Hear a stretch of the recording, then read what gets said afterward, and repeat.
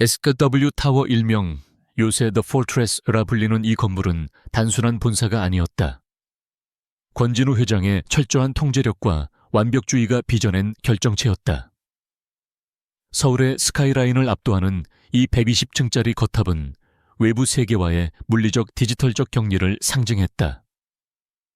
유리와 강철로 이루어진 차가운 외벽은 그 어떤 위협도 투과할 수 없다는 듯 도시를 굽어보고 있었다. 최상층 펜트하우스 오피스에서 권진우는 홀로그램 데이터 차트를 응시하고 있었다. 한치의 오차도 없는 맞춤 슈트처럼 그의 일상 역시 분단위로 계획되고 실행되었다.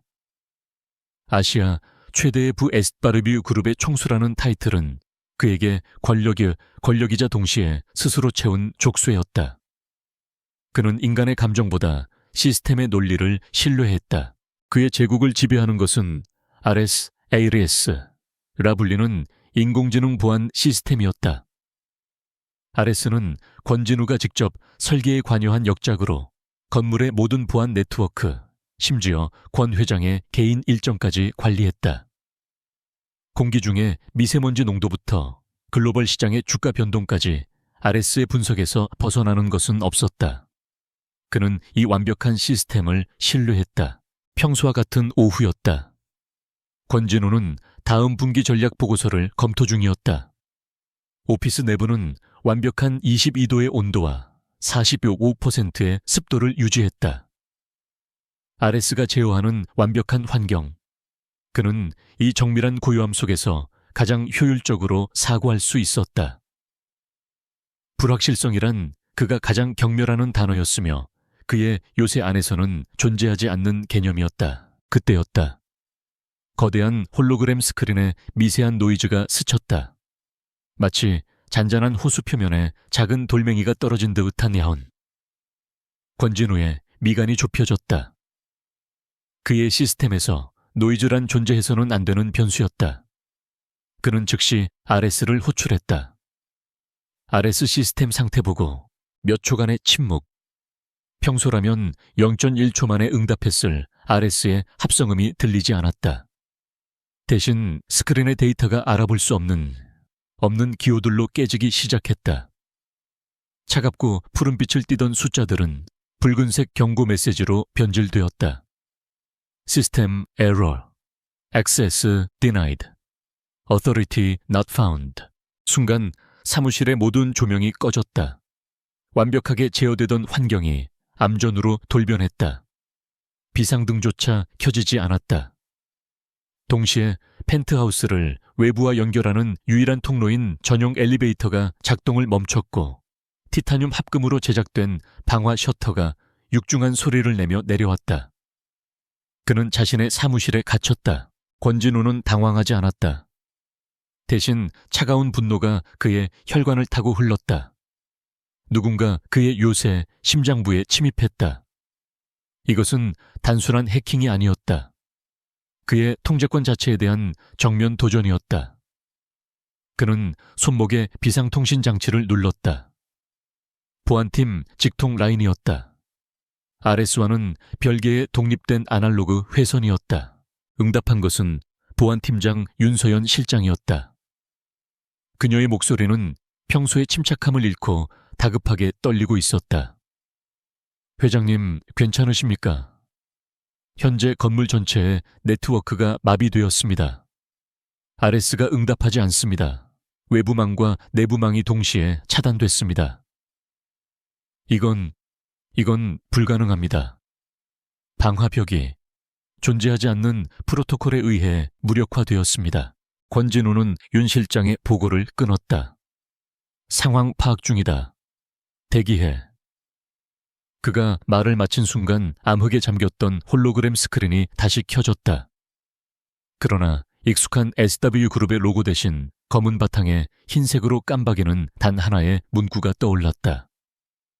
샤도우 제로. 타이핑되는 소리가 스피커를 통해 울려 퍼졌다. 인공적인 변조음이 아닌 날것의 키보드 소리였다. 권진우 회장, 당신의 요새는 이제 내 놀이터다. 짧은 메시지였다. 조롱과 오만이 가득 담긴 선언. 권진우의 턱 근육이 꿈틀거렸다. 그는 자신의 제국이 정체불명의 침입자에게 농락당하는 것을 지켜보고 있었다. 윤서연 실장의 다급한 목소리가 다시 통신기를 뚫고 나왔다. 회장님, 그룹 전체입니다. 뉴욕, 런던, 상하이 지사의 모든 데이터 서버가 동시에 동결되었습니다. 자금 흐름이 완전히 막혔습니다. 1분마다 수천억의 손실이 발생하고 있습니다. 해커는 우리의 모든 것을 보고 있습니다. 권진우는 눈을 감았다. 수천억. 그에게는 숫자일 뿐이었지만 이 사태가 10분만 더 지속된다면 SWU 그룹의 근간이 흔들릴 수 있었다. RS는 현존하는 최고의 방어 시스템이었다. 양자 암호화와 다중 방화벽, 심지어 물리적으로 분리된 에어갭 네트워크까지 갖추고 있었다. 이것을 뚫었다는 것은 지하 5층 S타워의 보안 통제실은 전쟁터를 방불케 했다. 수십 명의 최고 엘리트 요원들이 패닉에 빠져 스크린을 두드리고 있었다. 모든 모니터는 섀도우 지로라는 문구 외에는 아무것도 보여주지 않았다. 윤서연은 주먹으로 콘솔을 내리쳤다. 망분리는 어떻게 된 거야? 백업 서버는 오프라인 백업. 한 요원이 절망적인 목소리로 외쳤다. 실장님, 소용없습니다. 백업 서버까지 모두 장악당했습니다. 이건 바이러스가 아닙니다. 누군가 실시간으로 마치 관리자 권한을 가진 것처럼 시스템을 농락하고 있습니다. RS가 적을 돕고 있습니다. 코드가 변조되고 있습니다. 그 보고는 권진우의 통신기로도 들렸다. RS가 적을 돕고 있다. 권진우는 그것이 의미하는 바를 즉시 깨달았다. 침입자는 RS의 코어 로직을 해체하고 재조립한 것이었다. 수백만 줄의 코드를 실시간으로 변조하는 상상조차 할 수 없는 연산 능력. 국가 단위의 사이버 부대인가 아니면 외계의 존재인가. 권진우는 다시 자신의 사무실을 둘러보았다. 한때 그의 왕국이었던 이 공간은 이제 완벽한 감옥이 되었다. 공기 순환 장치마저 멈췄는지 공기가 미세하게 탁해지기 시작했다. 그는 이 건물을 설계할 때 단 하나의 약점도 만들지 않으려 했다. 그 완벽함이 지금 부메랑이 되어 돌아왔다. 다시 스크린에 메시지가 나타났다. 윤서연 실장, 유능하지만 지금은 방해될 뿐이다.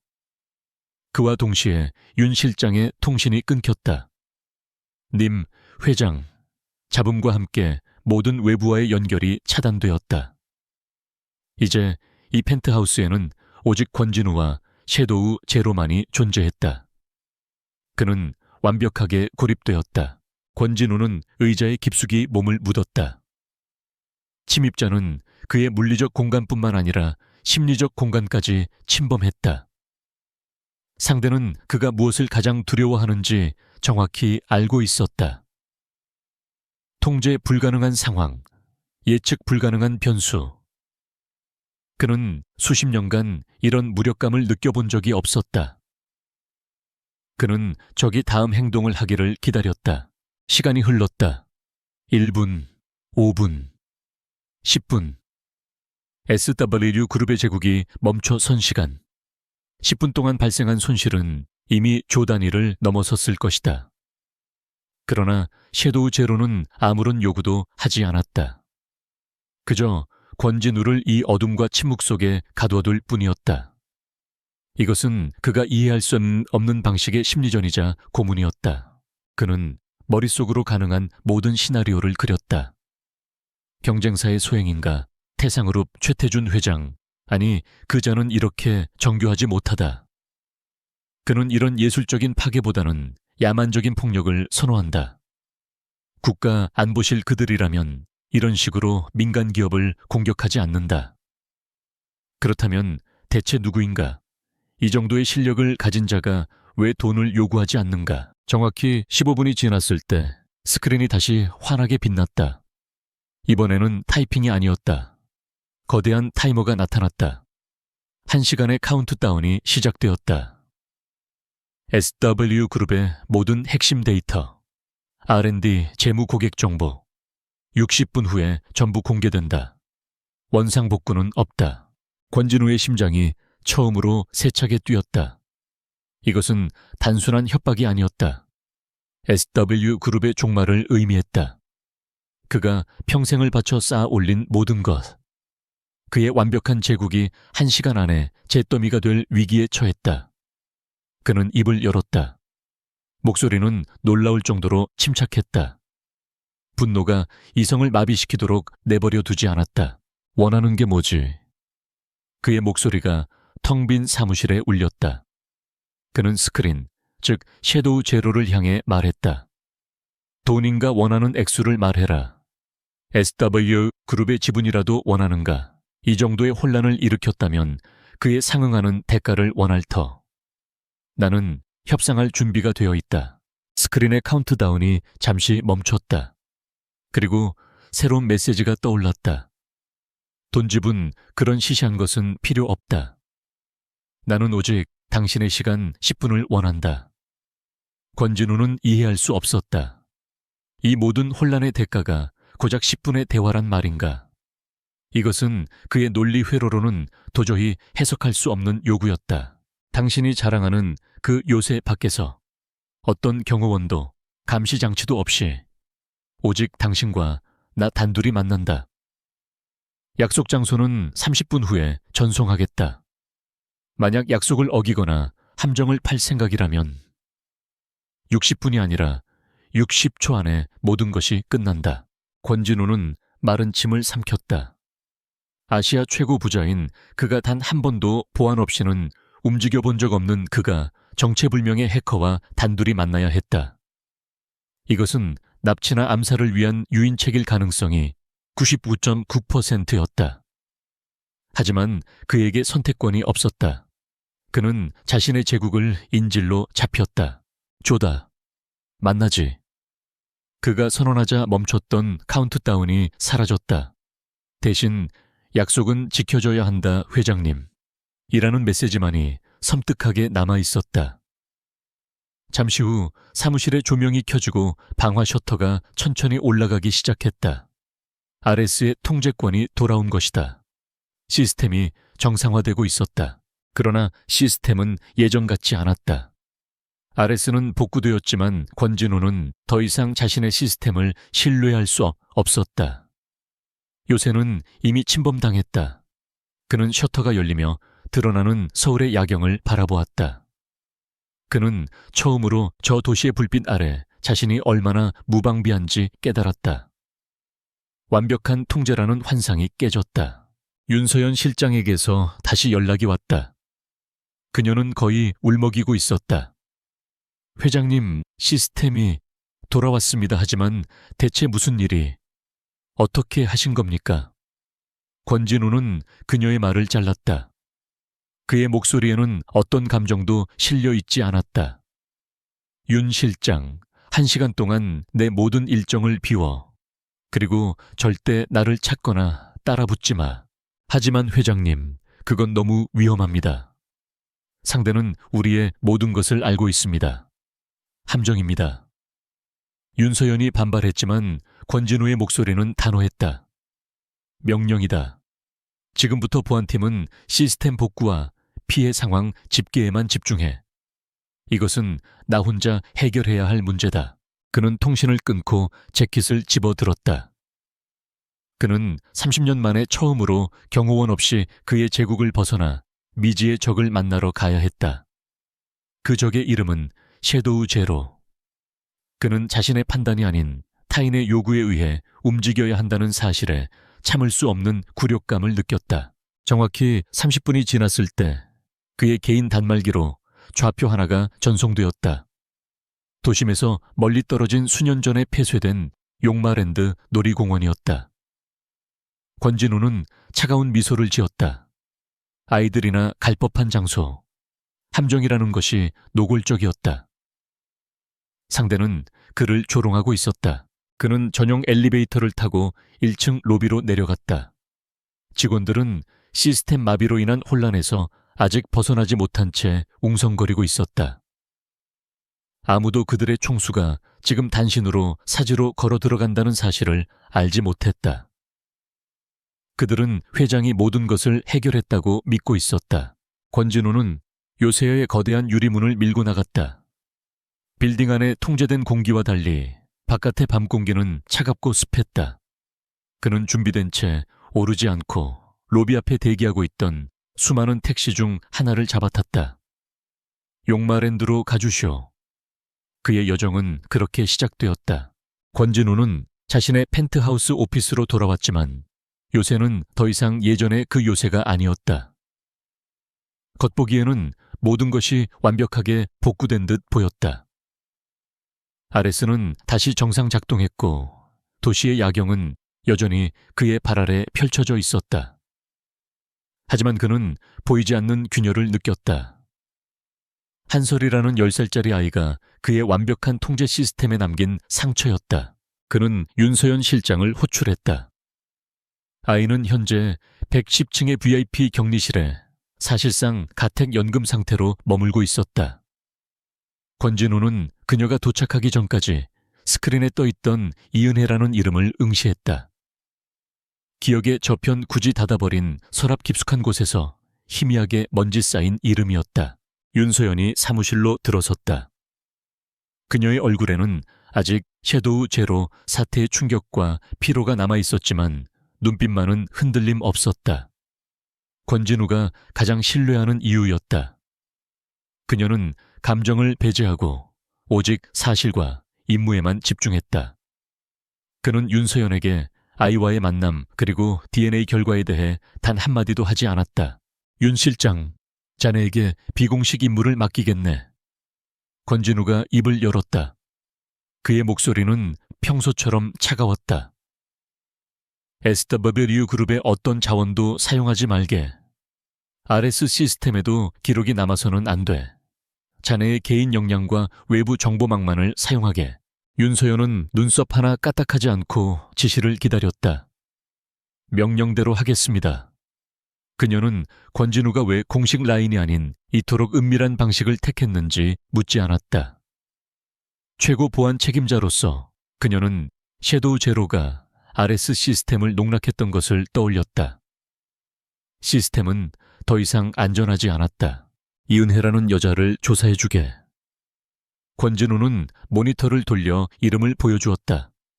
그리고 한설이라는 이름의 아이도 이 두 사람에 대한 모든 것을 알아내게. 출생 거주지, 가족관계, 최근 행적, 특히 이은혜라는 여자의 과거, 11년 전후의 기록을 집중적으로 파악하게. 그가 덧붙였다. 어떤 흔적도 남기지 말게. 특히 태상그룹 쪽에서 눈치채게 해서는 안 되네. 이건 내 개인적인 문제일세. 개인적인 문제라는 단어에 윤서연의 눈빛이 미세하게 흔들렸지만 그녀는 곧바로 고개를 숙였다. 알겠습니다, 회장님. 즉시 시작하겠습니다.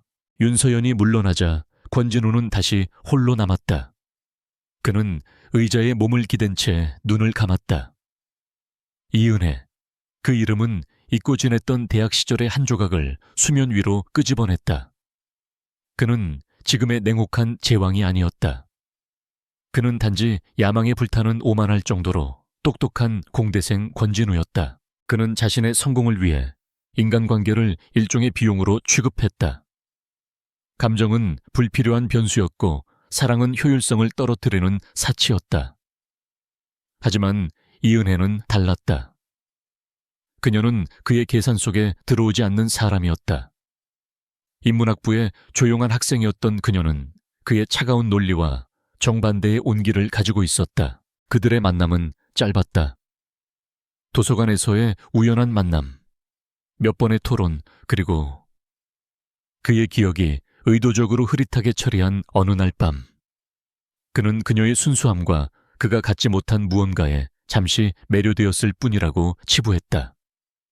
그는 곧 졸업과 함께 자신의 첫 번째 벤처 사업에 뛰어들었고 그녀를 포함한 대학 시절의 모든 것을 과거 속에 묻어버렸다.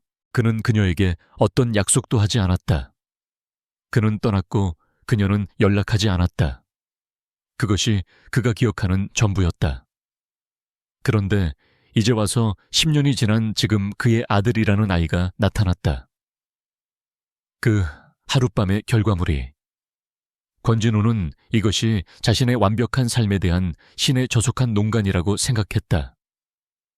그는 이 불쾌한 과거의 망령을 처리해야 했다. 한편 윤서연은 SWSU 타워를 나와 자신만이 아는 안전 가옥으로 향했다. 그녀는 SW의 첨단 장비 대신 구형 노트북과 암호화된 위성 전화를 사용했다. 이은혜와 한설. 두 이름은 공식적인 데이터베이스에서는 거의 존재감이 없었다. 그녀는 경찰 내부에 있던 옛 정보원을 가동했다. 몇 시간이 흘렀다. 첫 번째 보고가 들어왔다. 이은혜, 3년 전 사망. 사인은 최장암. 사망 당시 나이 34세. 거주지는 서울 변두리의 오래된 아파트. 직업은 프리랜서 번역가. 가족관계는 단출합니다. 아들 한설. 아버지는 출생신고서에 아버지란이 비어 있습니다. 윤소연은 마른 침을 삼켰다. 회장의 지시와 퍼즐 조각이 섬뜩하게 맞춰지고 있었다. 그녀는 추가 조사를 지시했다. 그 아이 한설에 대해 더 알아봐. 10살. 학교 기록, 병원 기록 뭐든지. 그리고 이은혜의 11년 전 기록을 요청했다. 그녀가 대학을 졸업하고 임신했을 시기였다. 같은 시각 여의도에 위치한 태상그룹 본사. SW 타워와는 달리 태산타워는 권위적이고 육중한 화강암으로 지어져 소유주의 성격을 반영하고 있었다. 회장실에서 최태준은 시가를 문 채 불쾌한 표정으로 보고를 받고 있었다. 그는 권진우를 병적으로 싫어했다. 그래서 SW 놈들 서버가 반나절이나 먹통이 됐는데 고작 일시적인 시스템 오류라고. 최태준이 재떨이에 시가를 비벼 껐다. 그의 목소리는 쇳소리 같았다. 그 권진우 새끼가 만든 요새애가 그렇게 허술했단 말인가. 웃기지 마. 그 자식은 자기 집 현관문 열 때도 홍채 인식을 3번은 하는 놈이야. 정보팀장이 땀을 닦으며 보고했다. 사실입니다, 회장님. 어제 오후 SW의 모든 글로벌 네트워크가 동시에 마비되었습니다. 내부 정보원에 따르면 권진우가 직접 설계한 RS 시스템이 외부 침입자에게 완전히 장악당했다고 합니다. 피해액은 추산조차 불가능할 정도입니다. 최태준의 눈이 탐욕스럽게 빛났다. 외부 침입자 누구지? 우리 쪽 사람은 아니잖나. 아닙니다, 회장님. 저희가 파악한 바로는 범인은 섀도우 제로라는 코드명을 썼습니다. 그 외에는 알려진 바가 없습니다. 하지만 이상한 점은 그 해커가 돈이나 정보를 요구하지 않았다는 겁니다. 시스템을 마비시켰다가 그냥 풀어줬습니다. 최태준은 턱을 쓰다듬었다. 그는 권진우의 완벽주의를 경멸했지만 그의 능력은 인정했다. 그런 권진우를 무릎 꿇릴 정도의 해커가 아무것도 요구하지 않았다. 말이 되지 않았다. 뭔가 있어. 그 오만한 권진우가 조용히 넘어갈 리가 없지. 하이 오체리무. 그 해커가 뭘 가져갔거나 뭘 심어놨거나 아니면 권진우 본인과 거래를 했을 거야. 그는 새로운 지시를 내렸다. SW 그룹의 주가 변동을 예의주시해. 그리고 우리 쪽 애들 풀어서 섀도우 제로가 누군지 알아내. 그리고 어제 그 난리통에 권진우의 행적을 자세히 캐봐. 그 자식이 시스템 복구 말고 다른 짓을 했을지도 몰라. 그놈의 약점을 잡을 기회야. 이번에는 반드시 그놈의 목을 비틀어 버릴 테다. 최태준에게 SW 그룹 사태는 권진우를 끌어내릴 절호의 기회였다. 그는 오랫동안 아시아 최고 부자라는 타이틀을 탐내왔고 권진우의 SW는 늘 그의 야망을 가로막는 가장 큰 장애물이었다. 그는 권진우의 요새에 생긴 균열을 집요하게 파고들기 시작했다. 권진우는 자신의 사무실에서 과거의 기록을 뒤지고 있었다. 11년 전 그는 막 SW의 전신인 작은 스타트업을 나스닥에 상장시키기 위해 밤낮 없이 일할 때였다. 그는 그 시절의 기억 대부분을 코드와 계약서로 채웠다. 이은혜라는 이름은 그가 삭제했던 로그 파일과도 같았다. 그는 그녀와의 마지막 만남을 억지로 떠올렸다. 작은 카페였다. 그녀는 무언가 할 말이 있는 듯 보였지만 그는 자신의 원대한 계획을 설명하느라 바빴다. 그는 미국으로 떠난다고 통보했다. 그녀의 표정이 어땠더라? 슬펐나, 실망했나, 그는 기억나지 않았다. 그는 오직 성공만을 바라보고 있었다. 바로 그때 윤서연 실장에게서 두 번째 보고가 들어왔다. 암호화된 음성 메시지였다. 회장님, 추가 정보입니다. 이은혜 씨, 11년 전 대학 졸업 직후 모든 대외 활동을 중단했습니다. 고향인 지방 소도시로 내려갔고 그곳에서 한설군을 출산했습니다. 출산 기록 확인했습니다. 10년 전 오늘입니다. 권진우는 숨을 멈췄다. 10년 전 오늘, 한설의 생일, 그리고 그가 나스닥 상장을 축하하며 샴페인을 터뜨리던 날이었다.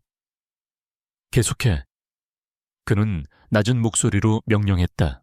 한설군은 평범한 아이가 아닙니다. 공교육 기록이 전무합니다. 홈스쿨링으로 처리되어 있지만 그마저도 불분명합니다. 하지만 5년 전 지역병원에 아동심리 상담 기록이 하나 있습니다. 담당 의사의 소견서, 사본을 입수했습니다. 윤서연의 목소리가 잠시 망설였다. 읽어봐.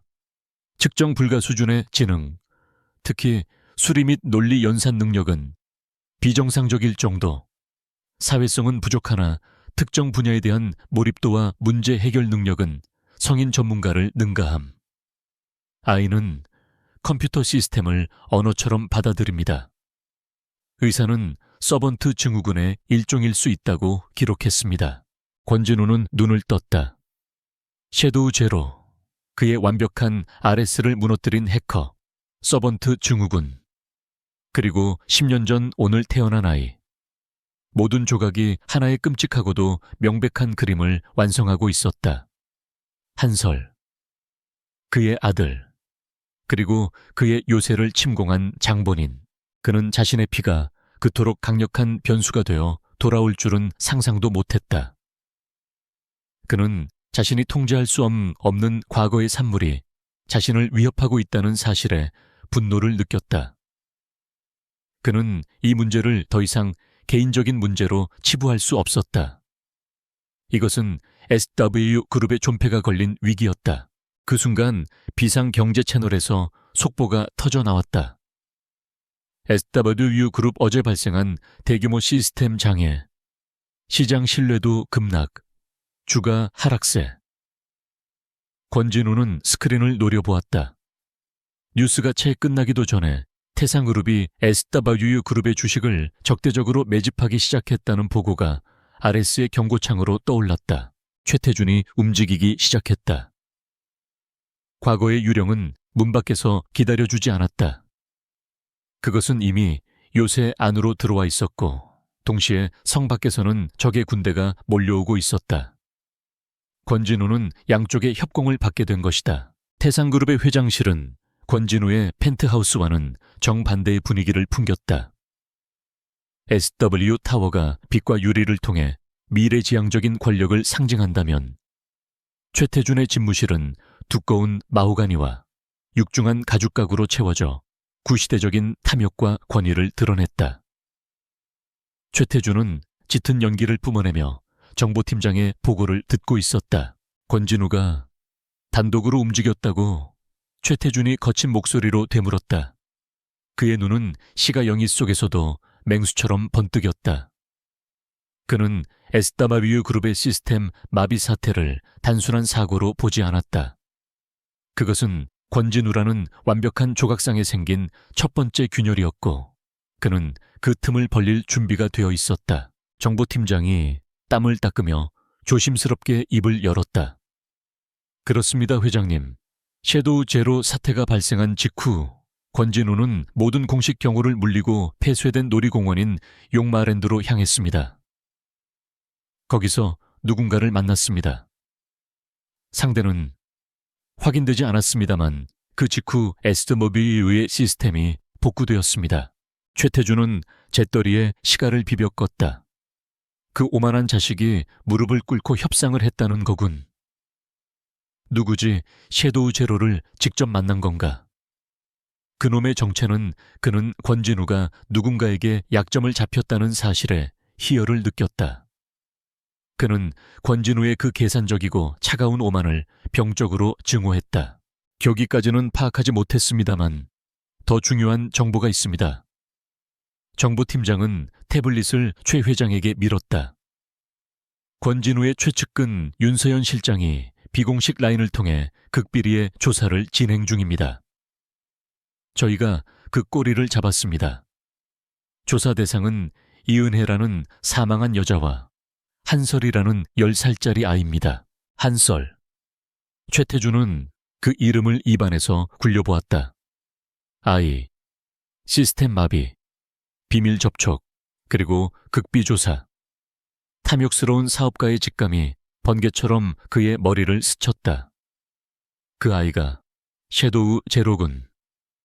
그것은 질문이 아닌 확신이었다. 권진우의 요새가 고작 10살짜리 아이에게 뚫렸다는 말인가. 그는 미친 듯이 웃기 시작했다. 육중한 집무실이 그의 광포한 웃음소리로 울렸다. 이거야말로 걸작이군. 권진우가 자기 제국을 지킬 방패로 내세운 아레스가 애들 장난감에 불과했다는 거 아닌가.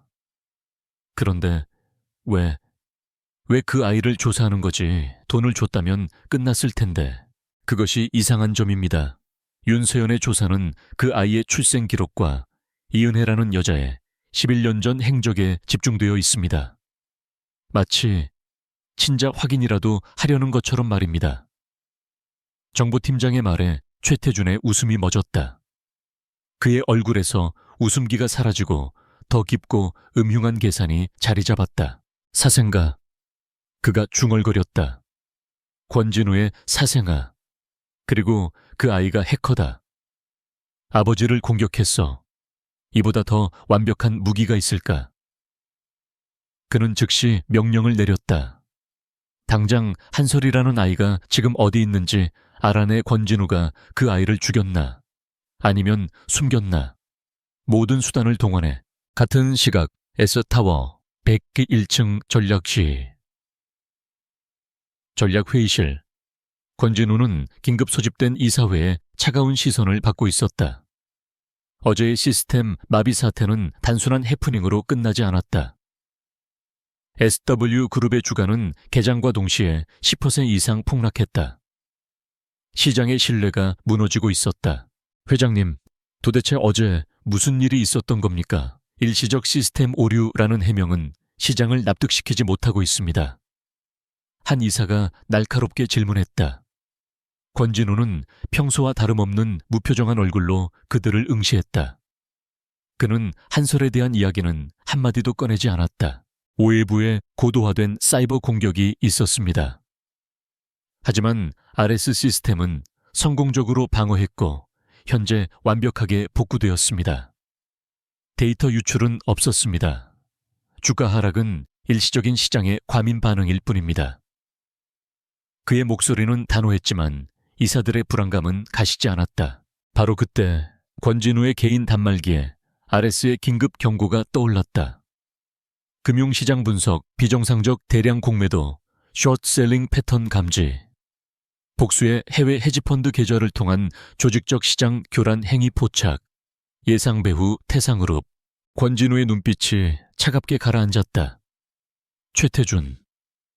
그가 예상했던 대로 피냄새를 맡은 독수리가 즉시 공격을 시작한 것이다.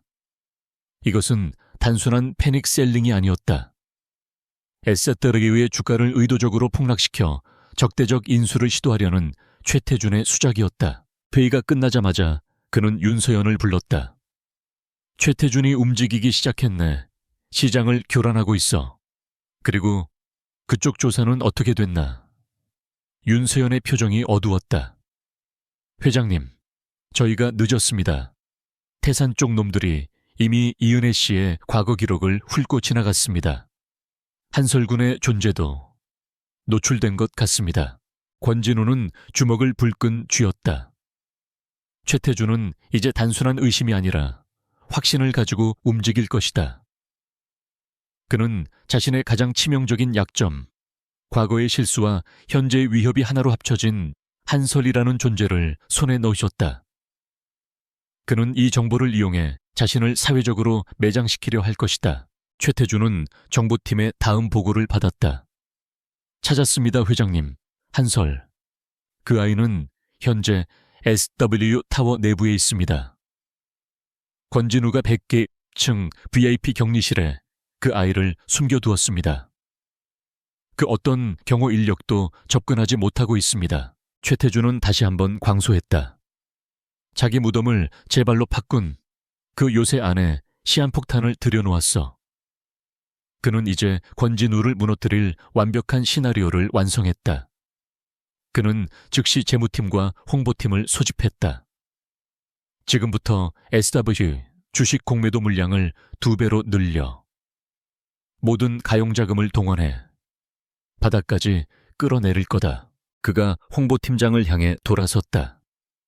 그리고 소스를 풀어 아주 은밀하게 증권가 찌라시와 익명 커뮤니티부터 시작해 SWU의 RS 사실은 치명적 결함이 있다.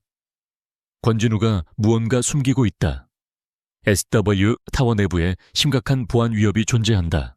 이런 식으로 최태준은 아직 사생아라는 카드는 꺼내지 않았다. 그는 더 교활했다.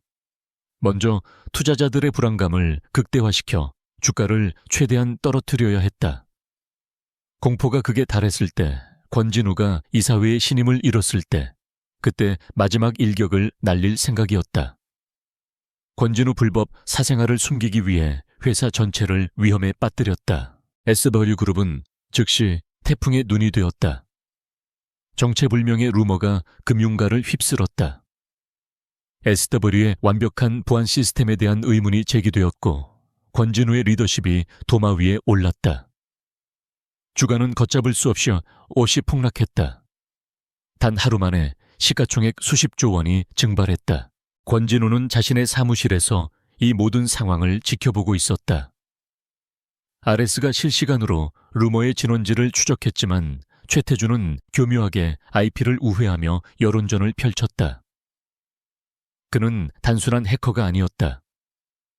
그는 자본과 권력을 이용해 상대를 질식시키는 법을 아는 노련한 포식자였다. 이사들에게서 전화가 빗발쳤다. 주주들의 항의가 폭주했다. 권진우는 태상그룹의 조직적인 공매도와 여론전이라는 두 개의 칼날에 동시에 찔리고 있었다. 그리고 그 모든 공격의 핵심에는 한설이 있었다.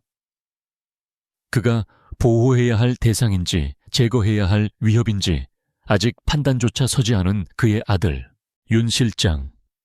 권진우가 낮은 목소리로 말했다.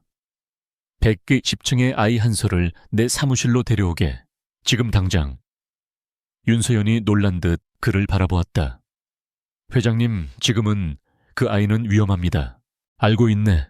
하지만 지금 이 불을 끌 수 있는 유일한 열쇠도 그 아이일지 몰라.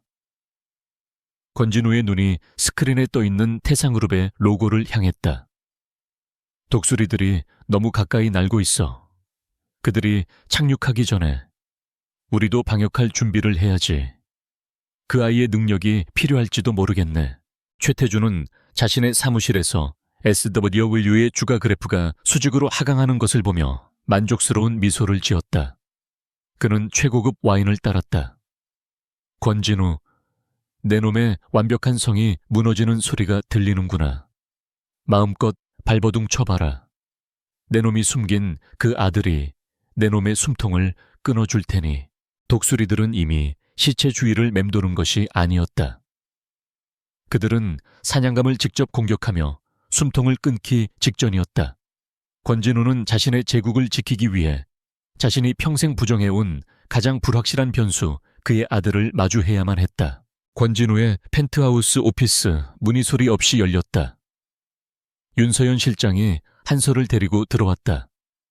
아이는 꽤 10층 VIP 격리실의 편안한 복장이 아닌 용마랜드에서 만났을 때와 같은 낡은 후드티와 청바지 차림이었다.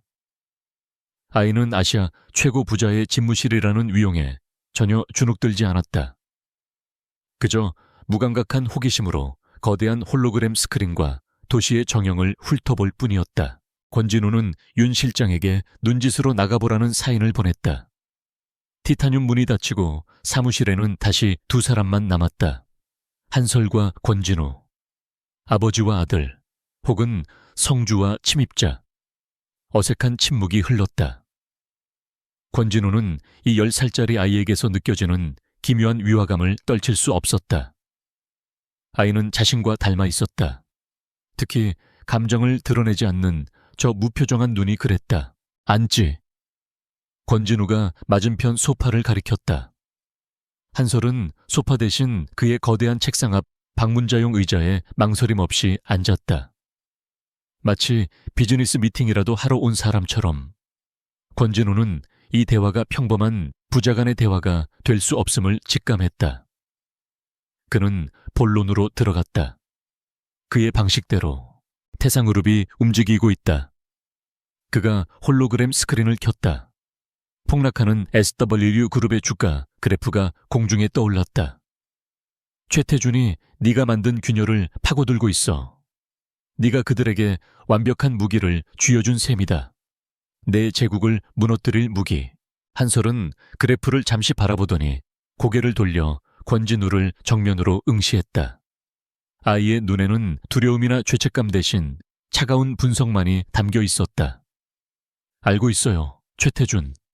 하지만 그 사람은 지금 전면전이 아니에요. 이건 탐색전이죠. 당신이 어떻게 반응하는지 떠보는 거예요. 진짜 공격은 아직 시작도 안 했어요. 권진우는 미간을 좁혔다. 아이의 분석은 정확했다. 그걸 네가 어떻게 알지? 한설은 어깨를 으쓱했다. 그 사람 서버 어제 잠깐 구경했거든요. 자금 흐름을 보니 아직 주력은 투입하지 않았어요. 그는 하이에나예요. 당신이 완전히 쓰러져서 피냄새가 진동할 때까지 기다릴 거예요. 권진우는 이 대화가 비현실적이라고 느꼈다. 10살짜리가 글로벌 기업 간의 M&A 전략을 논하고 있었다. 그는 자신의 감정을 억누르고 가장 근본적인 질문을 던졌다.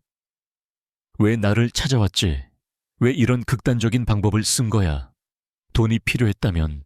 돈 한설이 권진우의 말을 끊었다. 그 단어가 모욕적이라는 듯. 돈이 필요했다면 당신의 스위스 계좌를 통째로 터는 게 더 빨랐겠죠. 난 돈 때문에 온 게 아니에요. 아이의 목소리가 처음으로 날카로워졌다. 보호가 필요해서 왔어요. 보호, 최태준 같은 놈들로부터. 권진우가 반문했다. 한설은 고개를 저었다. 아니요, 최태준은 그냥 성가신 파리 정도예요. 진짜 문제는 그들이에요. 아이는 시선을 피하며 중얼거렸다. 그 순간 아이는 처음으로 10살짜리처럼 보였다. 어쩌면 두려움을 느끼고 있는지도 몰랐다. 누구지? 권진우가 추궁했다. 한설은 잠시 망설이다가 입을 열었다. 엄마의 유산이에요. 이은혜, 다시 그 이름이 등장했다. 엄마는 그냥 평범한 번역가가 아니었어요. 이론 데이터 구조학의 천재였죠. 엄마는 프로그램을 하나 만들었어요. 아무도 완성하지 못한 거. 아이는 자신의 낡은 태블릿을 꺼내 들었다. 그가 SW 타워에 들어올 때 유일하게 반입이 허용된 물건이었다. 프로젝트 카산드라 차산드라. 태블릿 화면에 복잡한 알고리즘 구조도가 떠올랐다. 미래를 예측하는 프로그램이에요.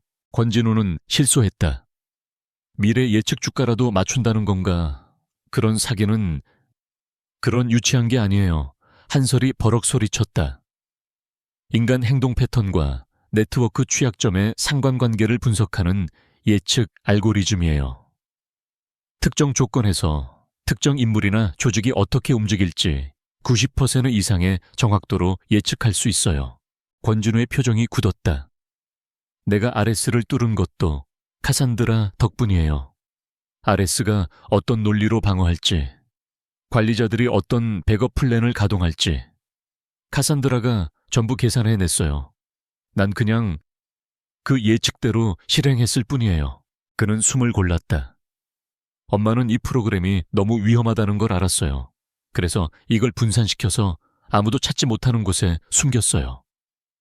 엄마가 돌아가시기 전에 그 코어 로직 접근 키를 내게 넘겨줬고요. 아이의 눈이 어두워졌다. 그런데 엄마의 옛 동료들이 그걸 눈치챘어요. 아니 어쩌면 군수산업체 소속의 그림자들일지도 몰라요. 그들이 카산드라를 찾고 있어요. 그리고 그 키가 나에게 있다는 걸 알아요. 이제 모든 퍼즐이 맞춰졌다.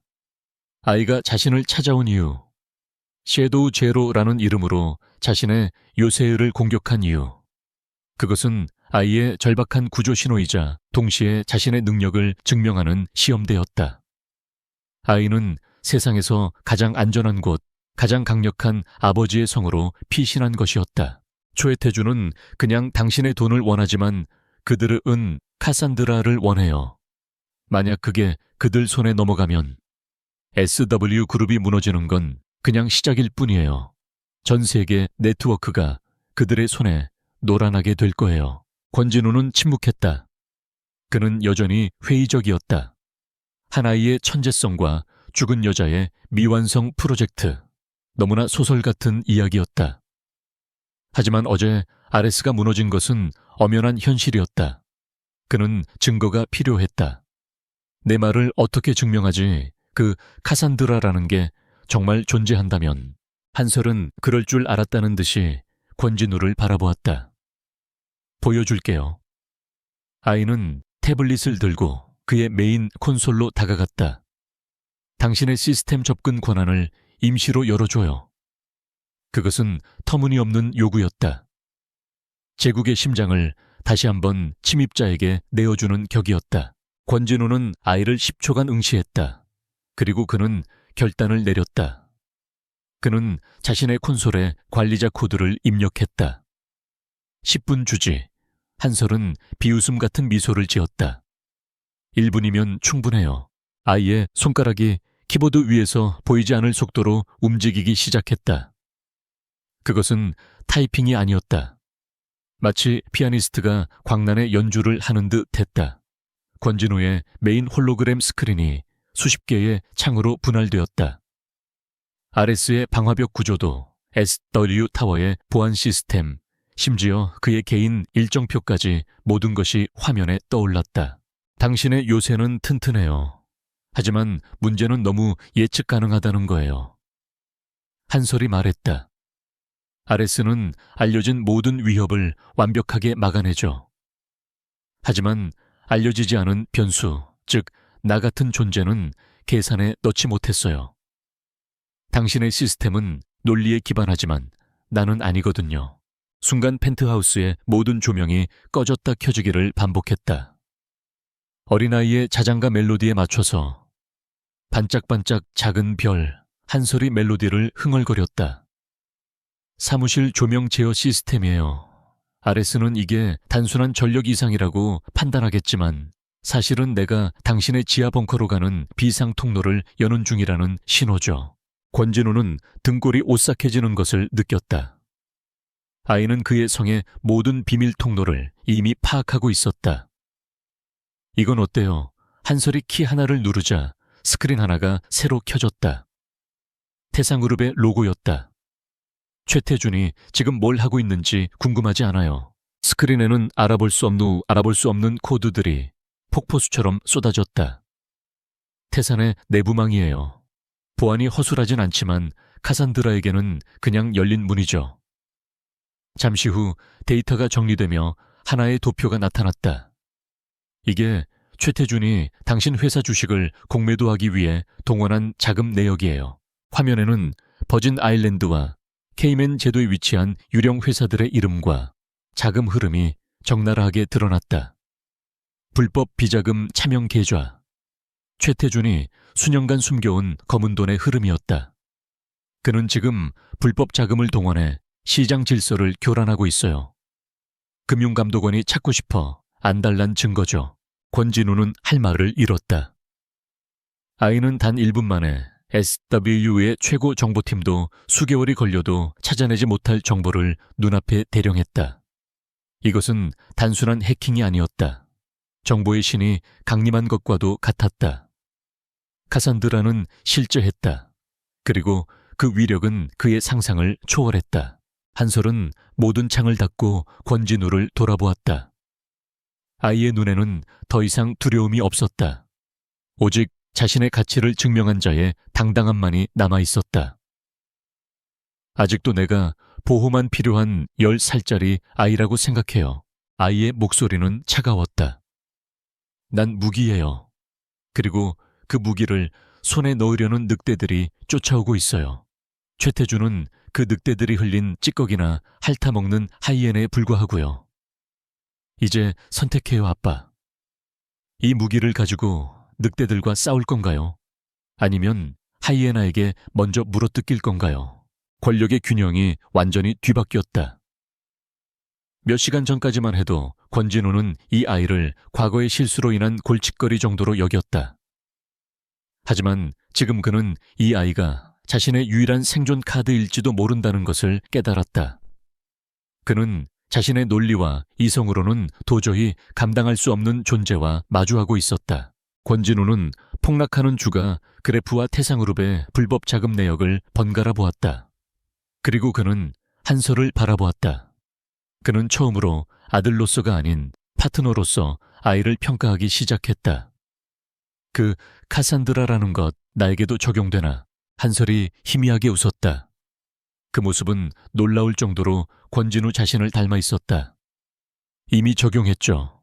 카산드라는 당신이 오늘 이사회에서 압박을 받고 결국 나를 1위로 부를 거라고 예측했어요. 확률 98.1%. 아이가 그에게 한 걸음 다가왔다. 당신은 예측하기 아주 쉬운 사람이니까요. 당신의 모든 행동은 효율과 통제라는 두 가지 변수로 결정되죠. 그래서 당신의 요새가 뚫린 거예요.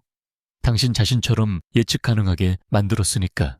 권진우의 펜트하우스 오피스에는 무거운 침묵이 흘렀다. 당신은 예측하기 아주 쉬운 사람이다. 10살짜리 아이가 내뱉은 그 말은 권진우가 평생 들어본 가장 모욕적인 찬사였다. 예측 가능성은 그가 경멸하는 단어였지만 동시에 그가 요새를 구축한 기반이기도 했다. 그리고 그 기반이 지금 자신의 아들이라 주장하는 아이에 의해 완전히 부정당했다. 그는 태상그룹의 불법 자금 흐름이 적나라하게 드러난 홀로그램 스크린을 바라보았다. 카산드라의 예측은 현실이었다. 이 아이 한솔은 단순한 천재 해커가 아니었다. 그는 미래의 위협을 읽어내는 살아있는 전략 무기였다. 그리고 그 무기는 지금 자신에게 보호를 요청하고 있었다. 권진우는 결정을 내렸다. 이성적이고 차가운 결정이었다. 감정은 배제되었다. 그는 최태준이라는 당장의 위협과 그들이라는 미지의 거대한 위협에 동시에 맞서야 했다. 이 아이는 그 두 개의 전선에서 유일한 변수이자 어쩌면 유일한 승리 카드였다. 그는 자신의 완벽한 통제 시스템에 이 예측 불가능한 존재를 편입시켜야 했다. 그는 인터컴을 눌렀다. 윤 실장, 지금 당장 내 사무실로. 몇 초 후 문이 열리고 윤서연이 긴장된 표정으로 들어섰다. 그녀의 시선은 홀로그램에 떠있는 태상그룹의 기밀 데이터에 잠시 머물렀고 곧바로 그 데이터를 아무렇지 않게 바라보는 한솔에게 향했다. 그녀는 즉시 상황을 파악했다. 지금부터 한솔은 VIP 격리실이 아닌 이곳 펜트하우스 섹터에 머문다. 권진우가 명령을 내렸다. 그의 목소리는 평소처럼 단호했다. 내 집무실 옆 데이터 랩을 개방해. 에스바데류의 메인넷과는 물리적으로 분리된 완전히 독립된 에어갭 서버를 구축하도록. 카산드라를 위한 전용 시스템이다. 윤소연은 놀랐다. 펜트하우스 섹터는 권진우 외에는 접근 권한이 없는 요새의 심장이었다.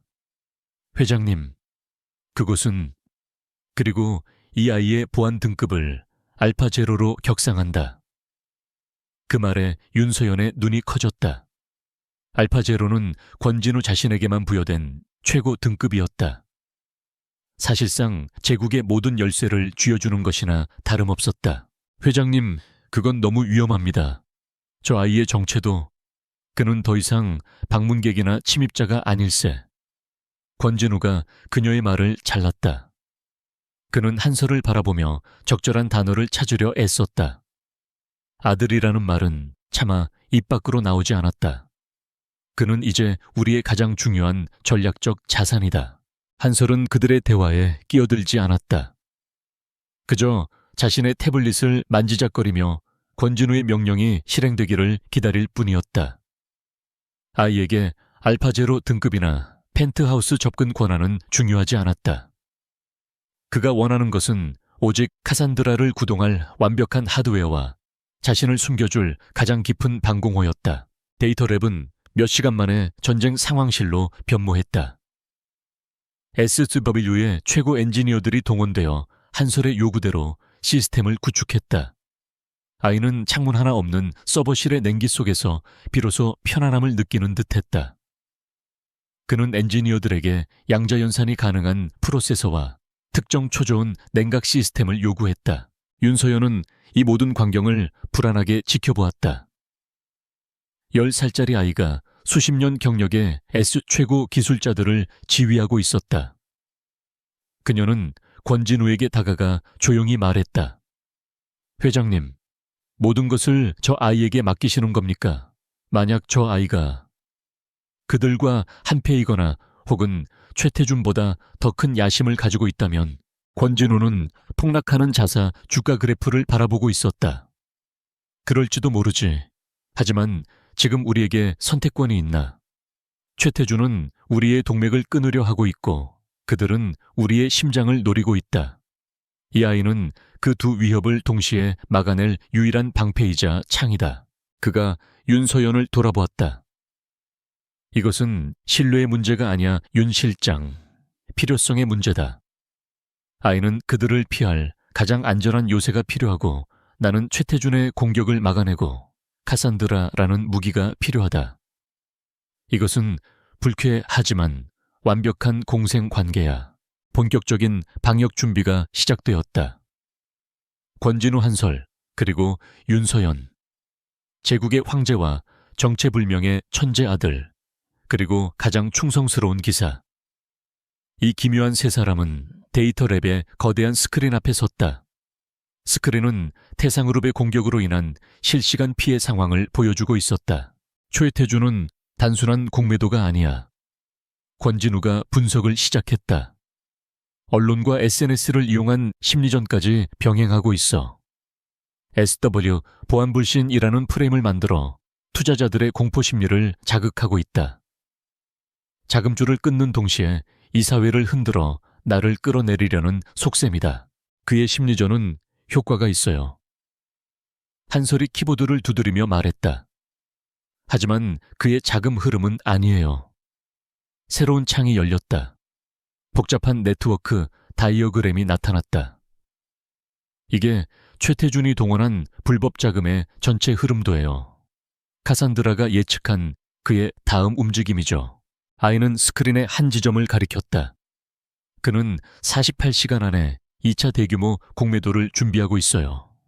지금의 루머는 그를 위한 연막일 뿐이죠.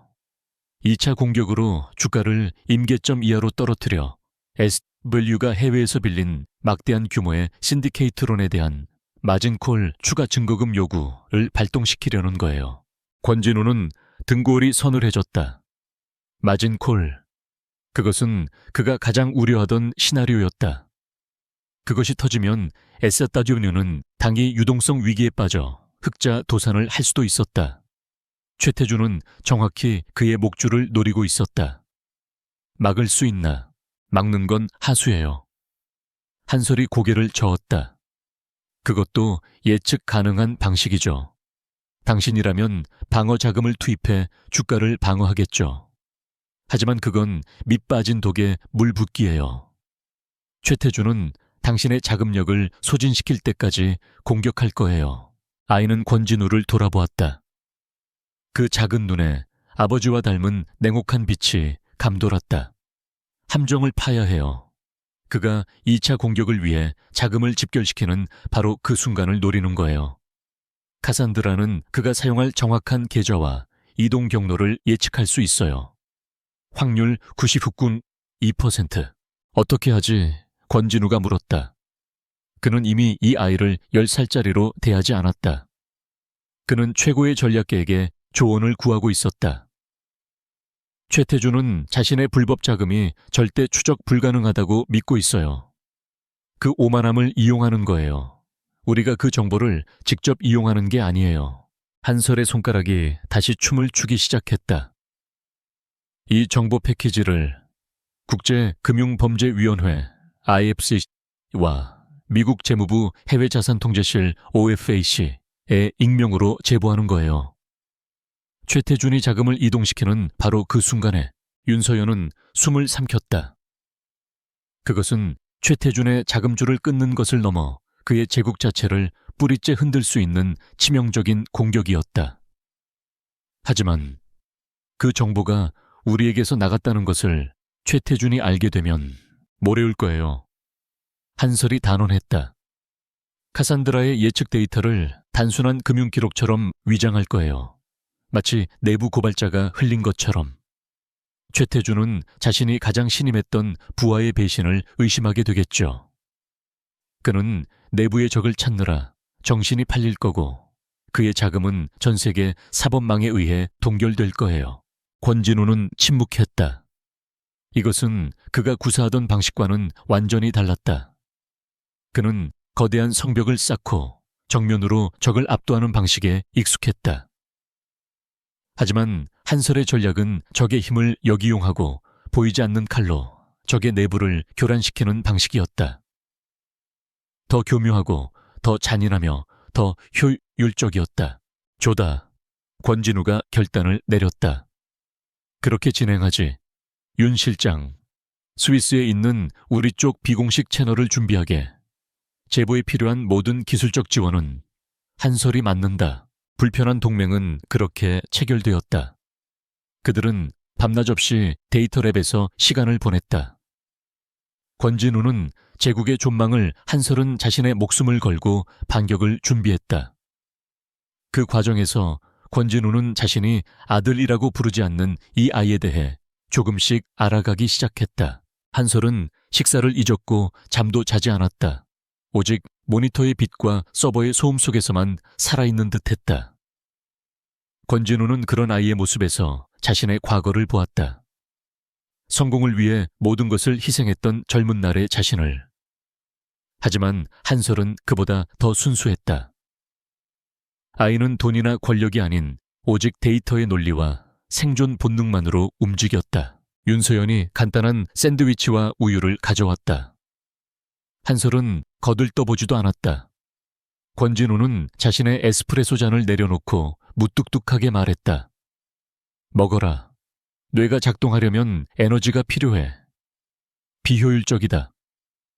그는 아버지가 아니라 프로젝트 매니저처럼 말했다. 한설은 그제야 우유를 집어들었다.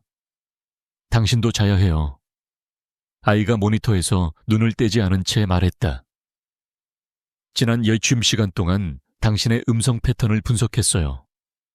스트레스 수치가 30% 증가했고 반응 속도는 0.33초 느려졌어요. 카산드라는 당신이 4시간 안에 휴식하지 않으면 최태준의 역공에 대응할 때 치명적인 판단 실수를 할 거라고 예측해요. 확률 85%. 권진우와 윤서연은 동시에 얼어붙었다. 아이는 그들이 자신을 분석하듯 권진우를 분석하고 있었다. 나는 위기 상황에선 잠을 자지 않는다. 권진우가 차갑게 응수했다. 알아요. 한설이 마침내 그를 돌아보았다. 그게 당신의 가장 큰 약점이에요. 자신을 시스템처럼 통제할 수 있다고 믿는 거.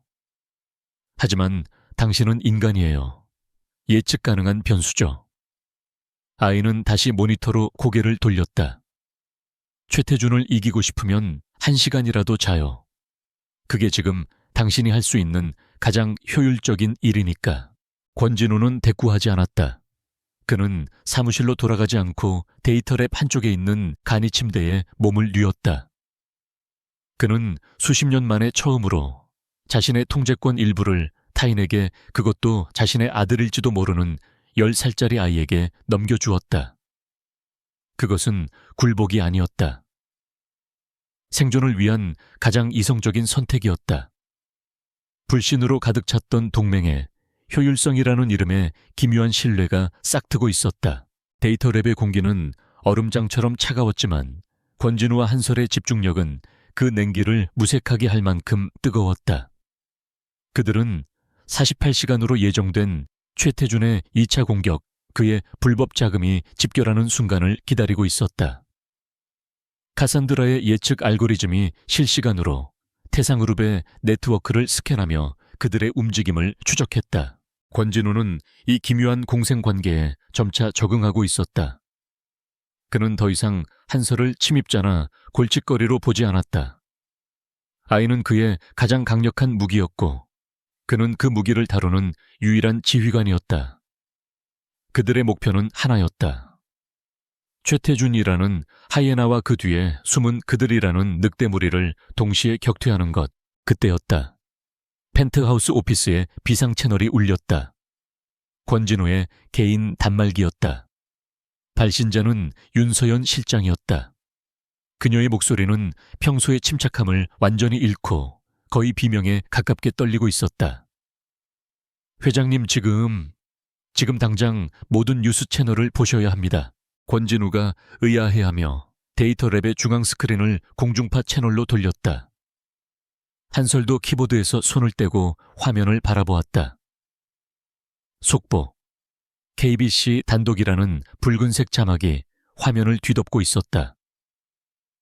앵커의 흥분한 목소리가 사무실을 울렸다. 오늘 아침 충격적인 제보가 입수되었습니다. 아시아 최고 부호인 SW그룹 권진우 회장에게 숨겨둔 아들이 있다는 소식입니다. 제보에 따르면 이 아이는... 권진우의 심장이 차갑게 내려앉았다. 화면이 바뀌고 며칠 전 그가 한솔을 만났던 용마랜드의 흐릿한 CCTV 화면이 나타났다. 앵커의 목소리가 계속되었다. 더욱 충격적인 사실은 이 사생아로 추정되는 아이가 최근 발생한 SW 그룹의 전산 마비 사태와 깊은 관련이 있다는 의혹입니다.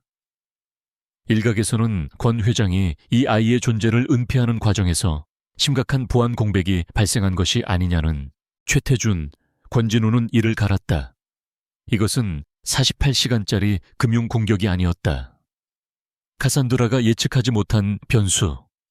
아니, 카산드라는 데이터만 예측할 뿐 인간의 가장 추악하고 원초적인 공격 방식인 스캔들까지는 계산하지 못했다. 최태준은 자신들이 디지털 반격을 준비하는 동안 가장 아날로그적인 방식으로 그의 등 뒤에 칼을 꽂았다. 한솔은 스크린에 나오는 자신의 흐릿한 실루엣과 사생아라는 단어를 물끄러미 바라보고 있었다. 아이는 아무 말도 하지 않았다.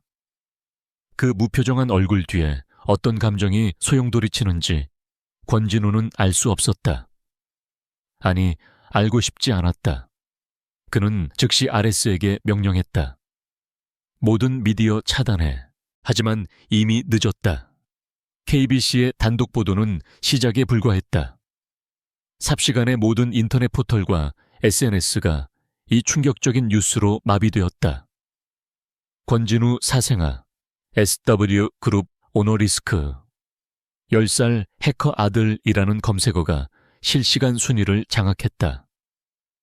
이것은 여론전이었다. 동시에 주식시장이 즉각 반응했다. SW그룹의 주가는 개장 10분 만에 하한가로 추락했다. 지난번 시스템 마비 때와는 비교도 안 되는 속도였다. 기술적 결함은 복구할 수 있지만 총수의 도덕적 해이와 오너 리스크는 회복 불가능한 치명타였다. 회장님, 윤서연이 데이터랩의 문을 박차고 뛰어 들어왔다. 그녀의 얼굴은 하얗게 질려 있었다. 태상그룹입니다. 최태준이 KBC 보도 직후 경제계 원로로서 우려된다는 성명서를 발표했습니다. 기업의 투명성과 윤리 경영이 그 어느 때보다 중요한 시점이라며 사실상 회장님을 저격했습니다. 이것은 완벽하게 계획된 공격이었다. 최태준은 한설의 존재를 단지 가십으로 소비하지 않았다. 그는 사생아라는 개인적인 스캔들을 SW 그룹의 시스템 위기와 교묘하게 결부시켰다. 권진우가 아들을 숨기기 위해 회사를 위험에 빠뜨렸다는 프레임을 완성한 것이다. 권진우의 개인 단말기가 미친 듯이 울리기 시작했다. 이사들이었다. RS 이사회 긴급 소집. 30분 후 101층 메인 컨퍼런스 룸. 그는 차갑게 명령을 내렸다. 그는 이사들의 전화를 받는 대신 그들을 직접 대면하기로 했다. 자신의 요새 심장부에서 반란이 일어나는 것을 용납할 수 없었다. 그가 데이터 랩을 나서려 할 때 한솔이 입을 열었다. 가지 마요. 아이의 목소리는 작았지만 단호했다. 지금 저 사람들은 이성을 잃었어요. 카산드라의 예측으로는 당신이 지금 그들 앞에 서면 탄핵당할 확률이 92%예요. 그들은 당신의 해명이 아니라 희생양을 원해요. 권진우는 걸음을 멈추고 아이를 돌아보았다. 그럼 어떡하지? 이 성에 숨어서 폭풍이 지나가길 기다리란 말인가? 그건 내 방식이 아니야.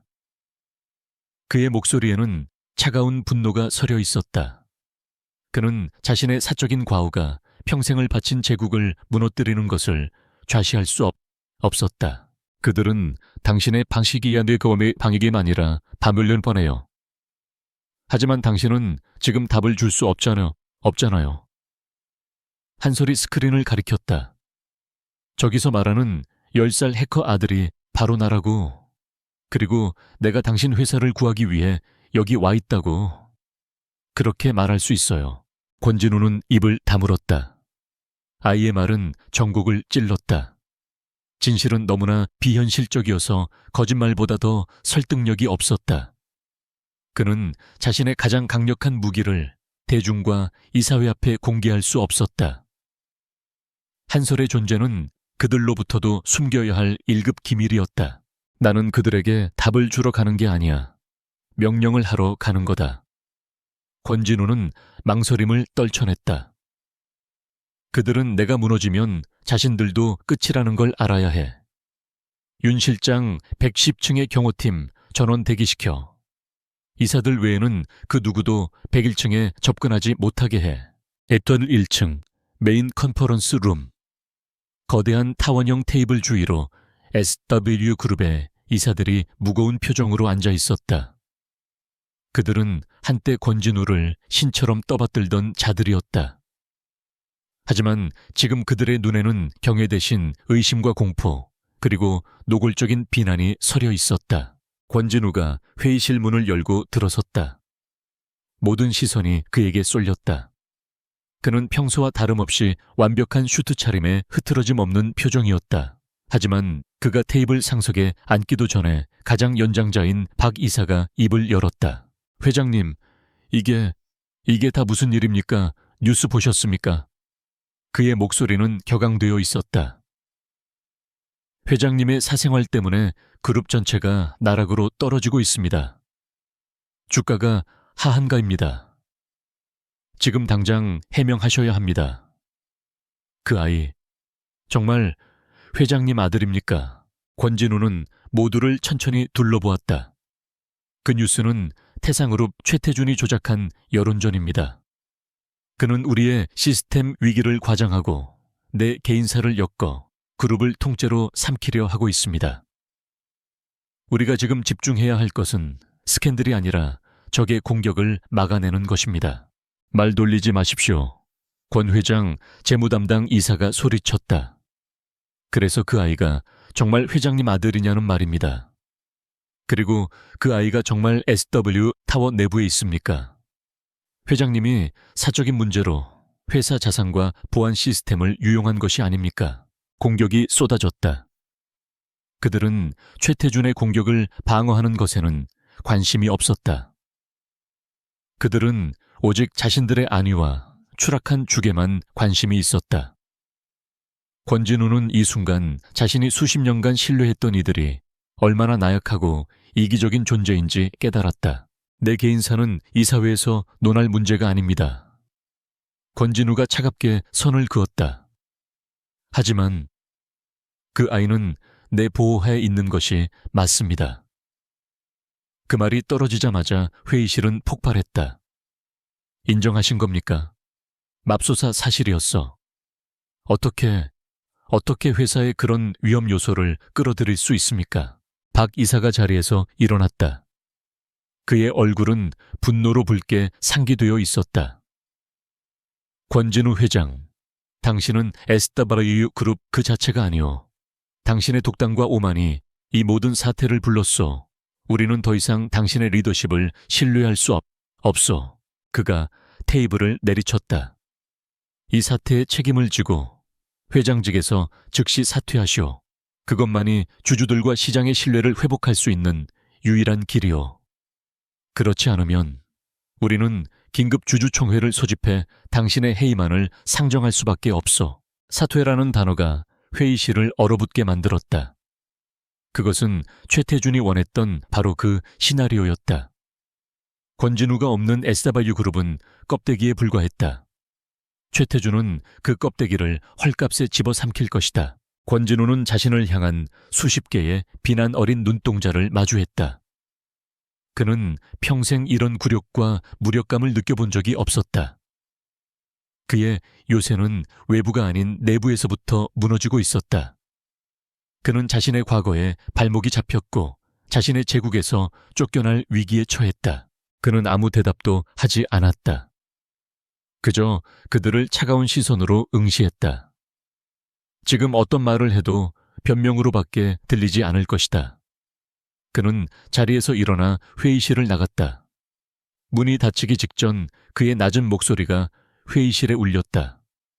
나를 끌어내리면 당신들 모두 나와 함께 가라앉게 될 거요. 그것은 경고이자 거의 절규에 가까운 선언이었다. 펜트하우스로 돌아온 권진우는 창밖을 내다보았다. 도시의 불빛이 그를 조롱하는 듯 했다. 그는 자신의 경력, 어쩌면 인생 전체에서 가장 큰 위기에 직면했다. 그리고 그 위기의 중심에는 데이터랩에서 그를 기다리고 있는 그의 아들이 있었다. 권진우는 101층 컨퍼런스 룸을 뒤로하고 펜트하우스로 돌아왔다. 그의 걸음은 흔들림 없었지만 요새의 심장부로 향하는 전용 엘리베이터 안에서 그는 처음으로 자신의 제국이 모래성처럼 느껴지는 것을 감내해야 했다. 이사회의 반란. 사퇴라는 단어는 단순한 위협이 아니었다. 그것은 최태준이 설계한 완벽한 함정의 마지막 단계였다. 데이터랩의 문이 열렸다. 윤서연이 침통한 표정으로 그를 맞았다. 하지만 한설은 달랐다. 아이는 중앙 스크린에 떠있는 수십 개의 데이터 창을 바라보고 있었다. 그곳에는 SW의 주가 폭락 그래프와 그를 사생활화 칭하는 미디어의 광기가 동시에 떠 있었다. 아이는 마치 남의 이야기를 보듯 무심했다. 이사회가 내 사퇴를 요구했다. 권진우가 넥타이를 거칠게 풀며 말했다. 그의 목소리에는 억눌린 분노가 담겨 있었다. 최태준의 계략대로다. 그들은 공포에 질렸어. 진실을 볼 이성 따위는 남아있지 않아. 그는 자신이 평생을 바쳐 이룩한 모든 것이 자신의 가장 사적인 과오 때문에 무너지는 것을 지켜봐야 했다. 한솔은 모니터에서 눈을 떼지 않은 채 대답했다. 예측했어요. 카산드라는 그들이 당신을 배신할 확률을 94%로 계산했어요. 인간은 위기 상황에서 가장 강력한 리더가 아니라 가장 손쉬운 희생양을 찾게 되어 있으니까. 아이의 목소리에는 어떤 동정심도 담겨 있지 않았다. 권진우는 이 냉정한 현실 분석에 할 말을 잃었다. 그는 한설에게 다가갔다. 이제 믿을 것은 이사회도 시장의 논리도 아니었다. 오직 이 아이, 그가 부정하려 했던 자신의 핏줄 뿐이었다. 방역, 네가 말한 방역 말이다. 지금 당장 시작해야 한다. 시간이 없어. 시작. 한설이 키보드를 두드리던 손을 멈추고 그를 돌아보았다. 이미 시작했어요. 아이의 눈이 모니터에 푸른빛을 받아 섬뜩하게 빛났다. 당신이 이사회에서 그들과 말씨름을 하는 동안 나는 최태준의 놀이터로 들어가는 뒷문을 열고 있었죠. 순간 데이터랩의 중앙 스크린이 완전히 바뀌었다. SW의 위기 상황 대신 태상그룹의 내부 네트워크 구조도가 거대하게 펼쳐졌다. 최태준은 지금 축배를 들고 있을 거예요. 당신이 미디어와 이사회에 정신이 팔려 있다고 생각하겠죠. 한솔은 스크린의 한 지점을 가리켰다. 그의 오만함이 가장 큰 약점이에요. 그는 모든 보안 자원을 공격에 쏟아부었어요. 당신의 주가를 폭락시키고 당신에 대한 루머를 퍼뜨리는 프록시 서버들의 말이죠. 정작 자신의 안방 태산의 코어 서버는 비워둔 채로 그것은 대담한 전략이었다. 적의 공격이 가장 거셀 때 적의 심장부를 역으로 공격한다. 윤 실장님이 준비한 스위스 채널은 아직 필요 없어요. 그건 증거를 넘길 때 쓸 카드죠. 지금은 증거를 수집할 시간이에요. 한솔의 손가락이 다시 날아다니기 시작했다. 그것은 단순한 해킹이 아니었다. 아이는 태상그룹의 시스템 안에서 유영하고 있었다. 최태준의 방화벽은 견고해요. 하지만 카산드라는 그 방화벽이 어떻게 생각하는지 알아요. 나는 그들의 방어 로직을 뚫는 게 아니에요. 방어 로직이 나를 아군으로 착각하게 만들고 있어요. 아이는 말 그대로 태상그룹의 시스템 내부에 역방 화벽을 구축하기 시작했다. 외부에서 침입하는 것이 아니라 내부에서 문을 걸어 잠그는 방식이었다. 이제부터 이 서버는 내 거예요. 최태준은 자기가 SB를 공격하고 있다고 생각하겠지만 사실은 내 허락 없이는 자기 회사 서버에 접속조차 못하게 될 거예요. 권진우와 윤서연은 숨을 죽인 채 지켜보았다. 10살짜리 아이가 아시아 최대 기업 중 하나인 태상그룹의 디지털 심장부를 장악하는 광경이었다. 이것은 요새를 침공했던 섀도우 제로의 재림이었다. 하지만 이번에는 파괴자가 아닌 복수자로서였다. 찾았어요. 한솔이 나지막이 말했다. 그가 당신을 공격하기 위해 동원한 불법 자금. 지난번에 본 것보다 훨씬 더 거대해요. 스크린에는 수백 개의 차명 계좌와 유령 회사를 거친 자금 세탁의 흐름이 적나라하게 드러났다. 하지만 한솔의 표정은 만족스럽지 않았다. 이건 최태준 혼자 한 게 아니에요. 아이의 미간이 좁혀졌다. 당신에 대한 사생아 정보, 이건 최태준의 정보팀 수준에서 나올 수 있는 게 아니에요. 너무 정확하고 너무 치명적인 타이밍에 터졌어요. 그는 암호화된 통신기록 하나를 열었다. 최태준과 정체불명의 상대가 주고받은 메시지였다. 타깃 권진우, 이 자산 한솔을 확보했다. 계획대로 미디어 폭풍을 일으켜라. 타깃을 고립시키고 자산을 밖으로 끌어내야 한다. 권진우의 피가 차갑게 식었다. 그들, 한솔이 말했던 카산드라를 노리는 정체불명의 조직, 그들이 최태준에게 정보를 제공한 것이었다. 최태준은 그저 이용당한 것에 불과했다. 그들의 진짜 목적은 권진우를 무너뜨리는 것이 아니라 권진우의 요새 안에 숨은 한솔을 밖으로 끌어내는 것이었다. 이건 최태준과 나의 싸움이 아니었어. 권진우가 중얼거렸다. 처음부터 너를 노린 함정이었군. 미디어 스캔들과 이사회의 배신은 모두 한솔이라는 자산을 확보하기 위한 거대한 연극이었다. 최태준은 그 연극의 주연 배우 역할을 맡은 대가로 SW 그룹을 약속받았을 것이다. 그럼 우린 지금 두 개의 적과 동시에 싸우고 있는 거예요. 한솔이 냉정하게 상황을 정리했다. 하이에나 최태준과 그 뒤에 늑대무리 그들. 아이는 잠시 망설이다가 결심한 듯 키보드를 더 깊숙이 파고들었다. 그렇다면 최태준을 단순한 금융사범으로 끝내선 안 돼요. 아이는 태산의 코어 서버 가장 깊숙한 곳, 최태준 자신도 잊었을 법한 오래된 백업 데이터를 뒤지기 시작했다. 엄마는 카산드라가 예측뿐만 아니라 조작에도 사용될 수 있다고 경고했어요.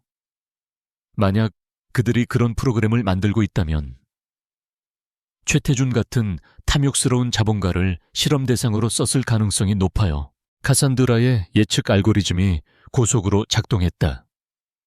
수십 테라바이트의 데이터 속에서 특정 패턴을 찾기 시작했다. 그리고 마침내 멈췄다. 프로젝트 키메라, 프로젝트 차이메라. 암호화된 폴더 하나가 발견되었다.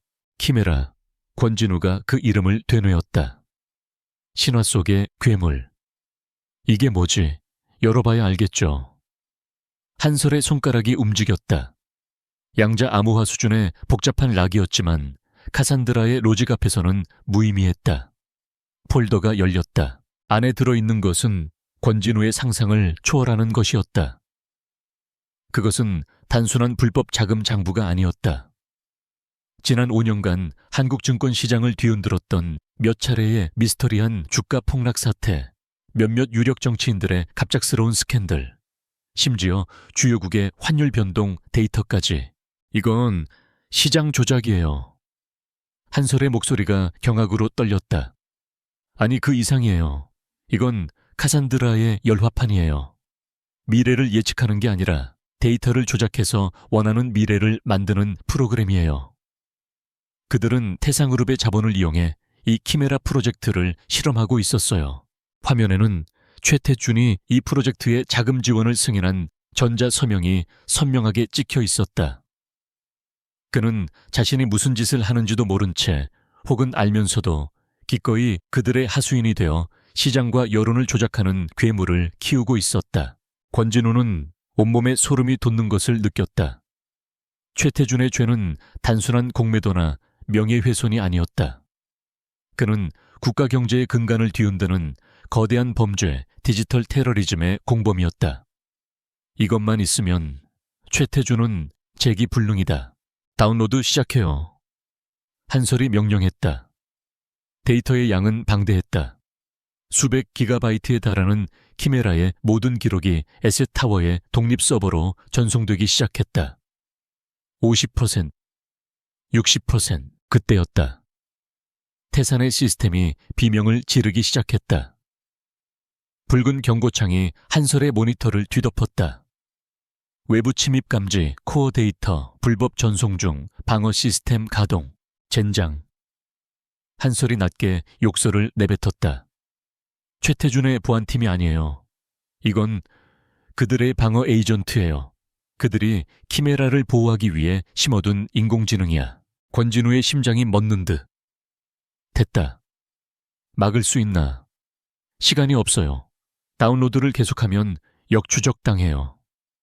우리의 위치가 노출돼요. 한솔이 소리쳤다. 아이는 인생 처음으로 식은땀을 흘리고 있었다. 그들의 기술력은 한솔의 예상을 뛰어넘었다. 전송을 중단해. 네가 노출돼. 권진우가 명령했다. 하지만 한솔은 고개를 저었다. 아니요. 이걸 놓치면 끝이에요.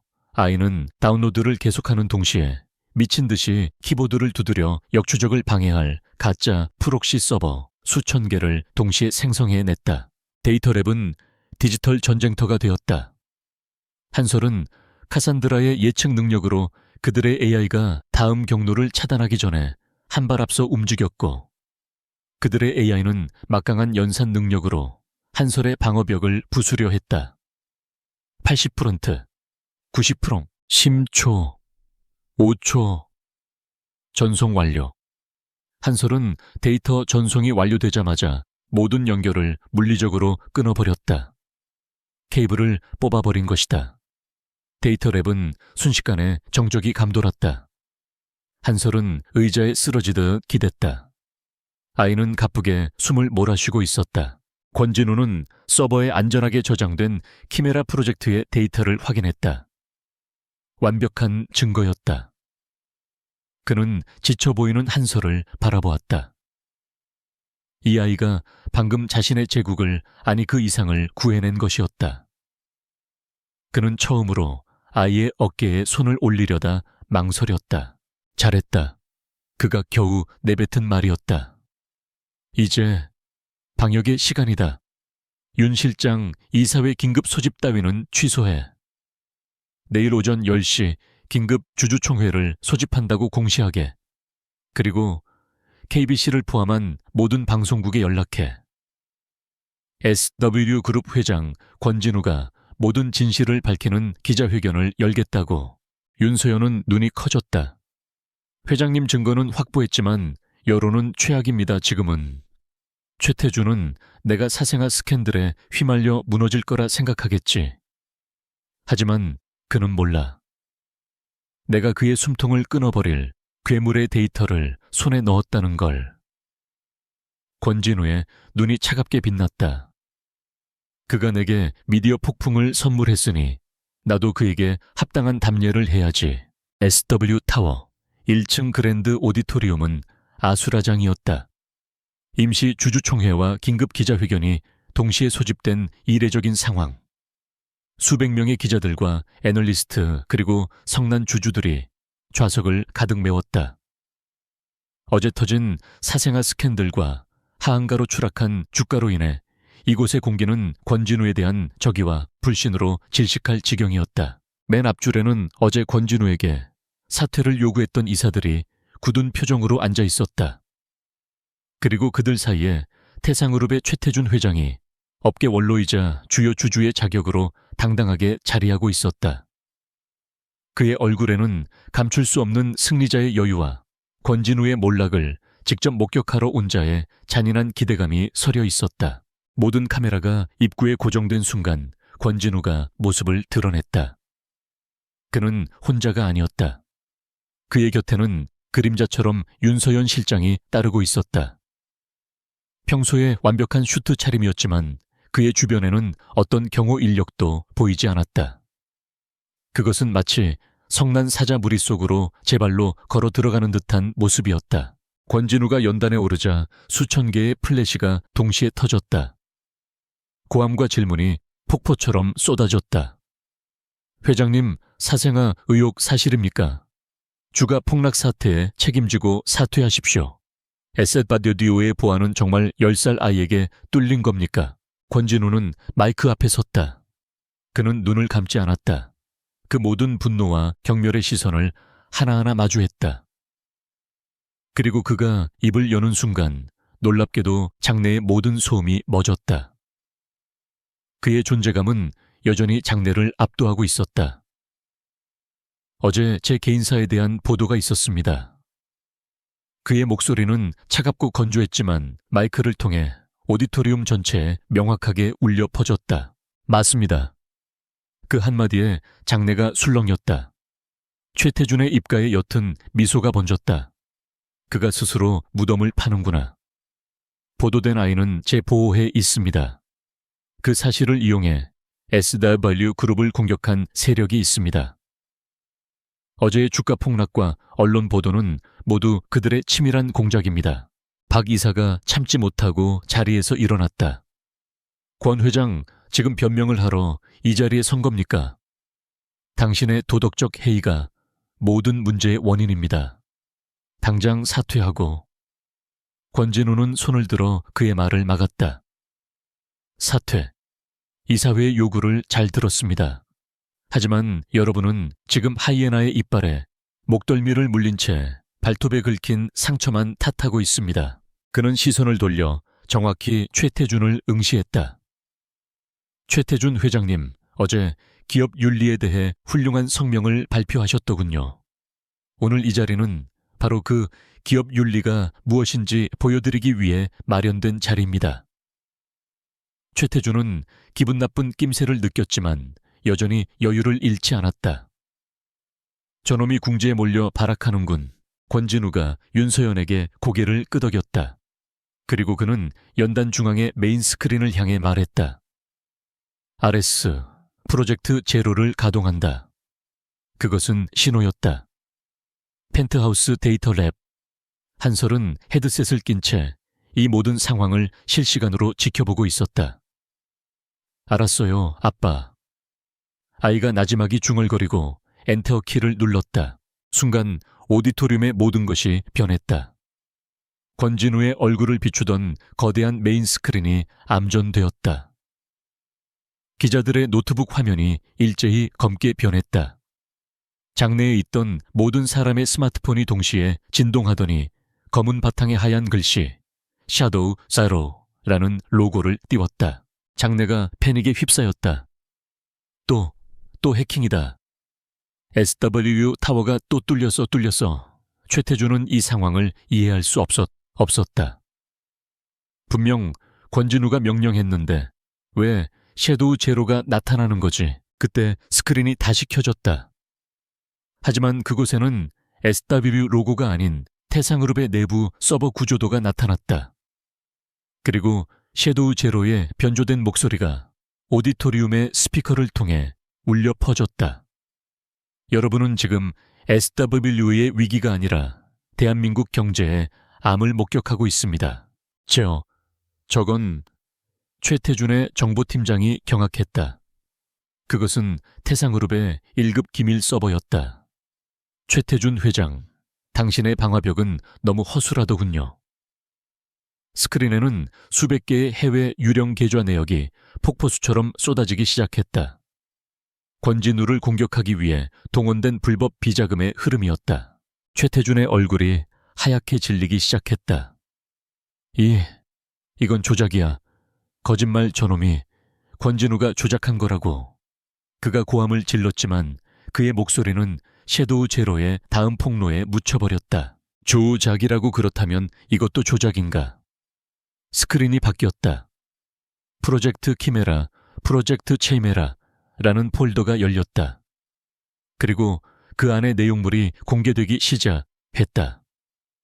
지난 5년간 한국증권 시장을 교란했던 의문의 주가 폭락 사태, 특정 정치인들을 나락으로 보냈던 스캔들 조작 증거, 목소리가 이어졌다. 최태준은 단순한 시장 교란 사범이 아닙니다. 그는 그들이라 불리는 미지의 세력과 결탁하여 키메라라는 인공지능 프로그램을 이용해 대한민국 전체의 여론과 경제를 조작해온 1급 경제 테러리스트입니다. 오디토리움은 물을 끼얹은 듯 조용해졌다. 사태의 심각성은 사생아 스캔들 따위와는 비교할 수 없었다. 기자들은 넋이 나간 채 이 충격적인 증거를 카메라에 담기 시작했다. 주주들은 자신들이 최태준의 노름에 놀아나 권진우를 쫓아내려 했다는 사실에 경악했다. 아니라고. 최태준은 미친 사람처럼 소리쳤다. 그는 출구를 향해 달려가려 했다. 하지만 이미 늦었다. 오디토리움의 모든 출입구는 윤서연이 이끄는 SW 보안팀에 의해 완벽하게 봉쇄된 상태였다. 그들은 최태준이 도망가지 못하도록 막아섰다. 권진우가 다시 마이크를 잡았다. 그의 목소리는 얼음처럼 차가웠다. 최태준, 당신은 내게 사생아라는 스캔들을 선물했지. 나는 당신에게 국가전복 미수라는 선물을 돌려주지. 당신이 내게 미디어 폭풍을 일으켰으니 나도 당신에게 합당한 심판을 내릴 뿐이다. 증거는 이것만이 아니다. 섀도우 제로의 목소리가 최태준에게 사형 선고를 내렸다. 지금 이 순간 프로젝트 키메라의 모든 원본 데이터가 국제금융범죄위원회, 미국 재무부, 그리고 대한민국 검찰청 중앙수사부 서버로 전송되었습니다. 당신의 제국은 끝났어. 그 말과 동시에 오디토리움 밖에서 요란한 사이렌 소리가 들리기 시작했다. 수십 대의 검찰 수사 차량이 엘타워의 로비를 에워싸고 있었다. 한서리 데이터를 전송함과 동시에 익명으로 신고까지 마친 것이었다. 검찰은 실시간으로 전송된 압도적인 증거 앞에 체포영장을 발부받아 즉시 출동했다. 방탄조끼를 입은 검찰 수사관들이 오디토리움의 문을 박차고 들어왔다. 그들은 혼란에 빠진 기자들을 해치고 곧장 연단 아래에 최태준에게로 향했다. 최태준 씨, 당신을 시장 교란 및 국가보안법 위반 범죄 단체 조직 혐의로 긴급 체포합니다. 최태준은 수갑이 채워지는 순간까지도 믿을 수 없다는 듯 권진우를 노려보았다. 네가 어떻게 그 아이가... 그는 자신의 완벽한 계획이 자신이 그토록 경멸했던 권진우의 약점에 의해 박살났다는 것을 깨달았다. 그는 늑대를 잡으려다 늑대보다 더 무서운 괴물의 새끼를 건드린 것이었다. 그는 수사관들에게 끌려나가며 마지막 발악을 했다. 권진우, 너도 무사하지 못해. 그들이 널 가만두지 않을 거야. 그 아이는 괴물이야. 그의 절규는 굳게 닫힌 문 너머로 사라졌다. 오디토리움은 다시 정적에 휩싸였다. 모든 카메라가 연단 위에 권진우를 향했다. 그는 승리자였다. 그는 자신의 제국을 지켜냈을 뿐만 아니라 국가적인 위협을 막아냈다. 사생아 스캔들은 이 거대한 진실 앞에서 흔적도 없이 사라졌다. 권진우는 이사들을 차갑게 쏘아보았다. 그들은 감히 고개도 들지 못했다. 오늘부로 이사회의 신임 투표를 철회하고 나를 공격하는데 동조한 모든 이사들의 해임 절차를 밟을 것이오. 그는 자신의 성을 내부에서부터 정화하기 시작했다. 그는 기자들을 향해 돌아섰다. SW 그룹은 이번 사태를 계기로 더욱 강력한 보안 시스템을 구축할 것입니다. 그리고 섀도우 제로, 당신이 누구든 SW 그룹을 도와 이 거대한 악을 밝혀낸 것에 대해 회장으로서 깊은 감사를 표합니다. 펜트하우스 데이터 랩. 한솔은 헤드셋을 벗었다. 메인 스크린에는 섀도우 U 제로 로고가 사라지고 검찰에 체포되어 나가는 최태준의 모습이 생중계되고 있었다. 아이는 지친 듯 의자에 몸을 기댔다. 고맙긴. 아이가 작은 목소리로 중얼거렸다. 어차피 내 목숨을 구하려고 한 일인걸. 전쟁은 끝났다. 적어도 하이에나와의 전쟁은. 하지만 한솔은 알고 있었다. 최태준의 마지막 절규처럼 진짜 적인 늑대무리. 그들은 이제 자신과 카산드라, 그리고 권진우의 존재를 명확히 인지했을 것이다. 이것은 승리가 아니라 더 큰 전쟁의 서막일 뿐이었다. 최태준이 검찰 수사관들에게 끌려나가자 SW 타워의 그랜드 오디토리움은 일순간 진공 상태에 빠졌다. 국가 경제를 뒤흔든 거대한 음모의 실체가 드러난 충격, 그리고 그 음모를 막아낸 압도적인 방역. 기자들은 방금 전까지 권진우를 향해 퍼붓던 비난의 단어들을 황급히 집어삼키고 있었다. 사생아 스캔들은 이미 그들의 관심사에서 완전히 밀려나 있었다. 권진우는 연단에서 움직이지 않았다. 그는 이사회가 앉아있던 첫 번째 줄을 차갑게 내려다보았다. 최태준의 몰락을 목격한 그들의 얼굴은 공포와 경악, 그리고 비굴함으로 일그러져 있었다. 그들은 자신들이 방금 어떤 거대한 힘의 격돌을 목격했는지, 그리고 자신들이 얼마나 어리석은 줄타기를 했는지 깨달았다. 박 이사가 떨리는 목소리로 입을 열려 했다. 회장님, 저희는 최 회장이 그런 짓을. 권진우는 그의 변명을 허락하지 않았다. 오늘부로 SW 그룹 이사회를 전면 쇄신합니다. 그의 목소리는 오디토리움 전체를 얼어붙게 만들었다. 그룹의 위기 앞에서 총수를 등지고 적과 내통하려 한 이사 전원은 오늘부로 해임 절차를 밟게 될 것입니다. 그것은 선언이자 반란에 대한 무자비한 진압이었다. 권진우는 자신의 요새에 생긴 내부의 균열을 완벽하게 도려내고 있었다. 그는 다시 기자들을 향해 돌아섰다. 이제 마지막 매듭을 지을 시간이었다. 한 기자가 조심스럽게 손을 들고 질문했다. 그의 목소리는 아까와 달리 극도로 정중했다. 회장님, 그렇다면 맨 처음 보도되었던 그 아이에 대해 여쭙고 싶습니다. 회장님께서는 그 아이가 회장님의 보호하에 있다고 하셨습니다. 그렇다면 섀도우 제로와 그 아이는 어떤 관계입니까? 모든 카메라가 다시 그에게 집중되었다. 최태준은 사라졌지만 사생아라는 진실은 여전히 남아있었다. 권진우는 잠시 침묵했다. 그는 펜트하우스의 데이터 랩에서 이 모든 것을 지켜보고 있을 아이를 생각했다. 그는 평생을 논리와 계산으로 살아왔다. 감정은 그에게 불필요한 노이즈이자 약점이었다. 하지만 지금 그는 자신의 가장 큰 약점이라고 생각했던 존재가 자신의 가장 강력한 무기였음을 인정해야 했다. 저는 과거에 한 사람을 외면했습니다. 그의 목소리는 낮았지만 마이크는 그 미세한 떨림까지 잡아냈다. 그녀의 이름은 이은혜입니다. 저는 제 성공에 눈이 멀어 그녀와 제 아이를 외면했습니다. 그것은 제 인생의 가장 큰 과오이며 변명의 여지가 없는 사실입니다.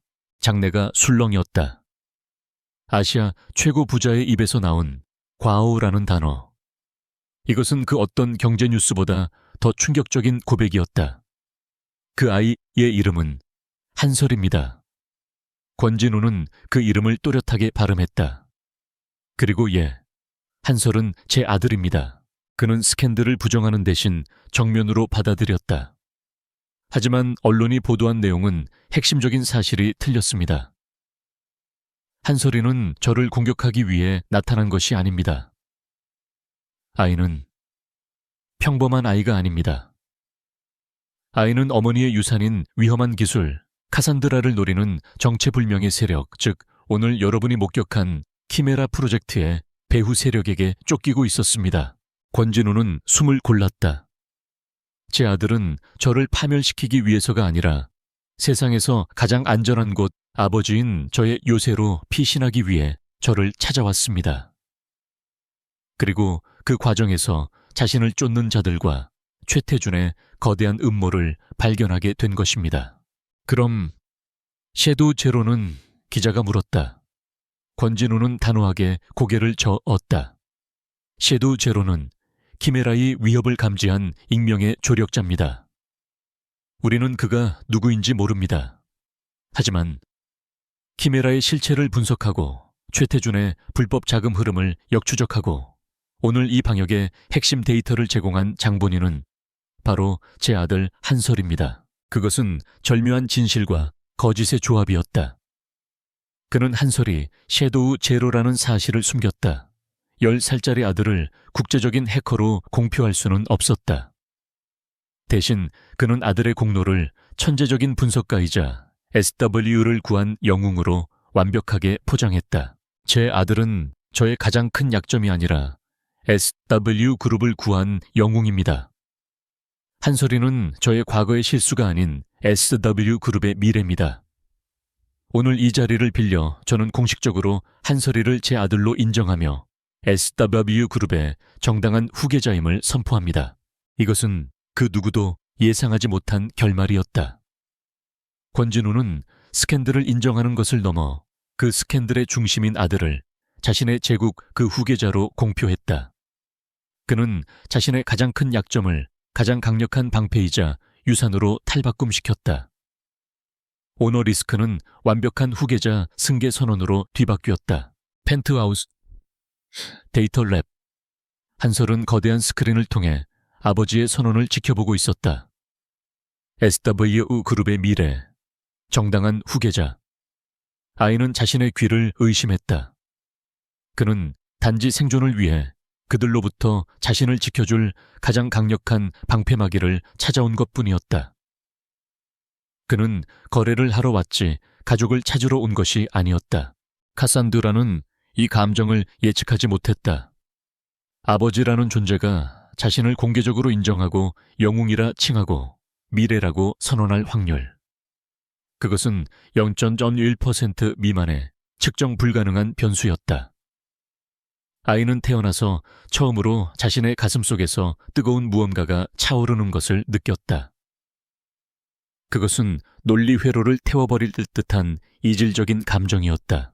기자회견이 끝나고 권진우가 펜트하우스로 돌아왔을 때 바깥은 이미 희미하게 동이 트고 있었다. 새벽 A뉴던이었다. 그는 데이터 랩으로 향했다. 한설은 여전히 스크린 앞에 앉아 있었지만 모니터는 꺼져 있었다. 아이는 어둠 속에서 서울의 새벽을 내려다보고 있었다. 다 들었어요. 한설이 먼저 입을 열었다. 왜 그랬어요, 사람들 앞에서. 나를 후계자라고. 거짓말할 필요까지는 없었잖아요. 거래는 성공했고 최태준은 사라졌어요. 난 당신의 약점일 뿐인데. 권진우는 아이의 옆에 섰다. 그는 피곤했지만 그의 눈은 그 어느 때보다 맑았다. 거짓말이 아니다. 그가 창밖을 바라보며 말했다. 나는 평생 모든 것을 통제하려 했다. 내 제국, 내 시스템, 내 삶. 모든 변수를 제거하려 했지. 너는 내 계산 밖에 있던 가장 치명적인 변수였다. 그가 한솔을 돌아보았다. 하지만 너는 내가 틀렸다는 것을 증명했다. 너의 예측 불가능성이 나의 예측 가능한 요새를 구했어. 너는 약점이 아니야. 너는 내 시스템이 가지지 못했던 유일한 변수, 바로 진화의 가능성이다. 권진우는 한솔의 작은 어깨에 조심스럽게 손을 얹었다. 그것은 아버지로서의 첫 번째 접촉이었다. 어색하고 서툴렀지만 그 손의 무게는 천마디 말보다 더 무거웠다. 최태주는 하이엔에 불과했어. 네가 말했듯이 진짜적인 늑대무리, 그들은 아직 밖에 있다. 그는 다시 도시를 바라보았다. 그들은 카산드라를 그리고 너를 포기하지 않을 거다. 하지만 이제 너는 혼자가 아니야. 그들은 더 이상 10살짜리 꼬마 해커를 쫓는 게 아닐세. 그들은 SW 그룹의 공식 후계자 권한서를 상대해야 할 것이다. 그리고 그 뒤에는 내가 있다. 한솔은 자신을 내려다보는 아버지의 눈을 올려다보았다. 그 차가운 눈동자 속에 자신과 닮은 무언가, 고독, 그리고 이제는 희미하게 자리 잡은 보호라는 감정을 읽었다. 아이는 아무 말도 하지 않았지만 낡은 후드 티주머니 속에 태블릿을 쥔 손에 힘을 풀었다. 이 요새는 아직 완벽하지 않아. 권진우가 말했다. 여전히 허점이 많겠지. 한솔이 희미하게 웃었다. 셀 수 없이 많아요. 좋다. 권진우의 입가에도 아주 옅은 미소가 스쳤다. 그럼 같이 고쳐나가야겠지. 파트너로서. 아시아 최고 부자의 펜트하우스. 완벽한 통제를 상징했던 차가운 요새의 창가에 두 사람이 나란히 서 있었다. 너무나도 닮았지만 너무나도 다르게 살아온 아버지와 아들. 그들은 자신들의 제국을 그리고 서로를 지키기 위한 새로운 전쟁을 준비하며 떠오르는 태양을 바라보고 있었다. 그것은 길고 긴 싸움의 시작이자 새로운 가족의 탄생이었다.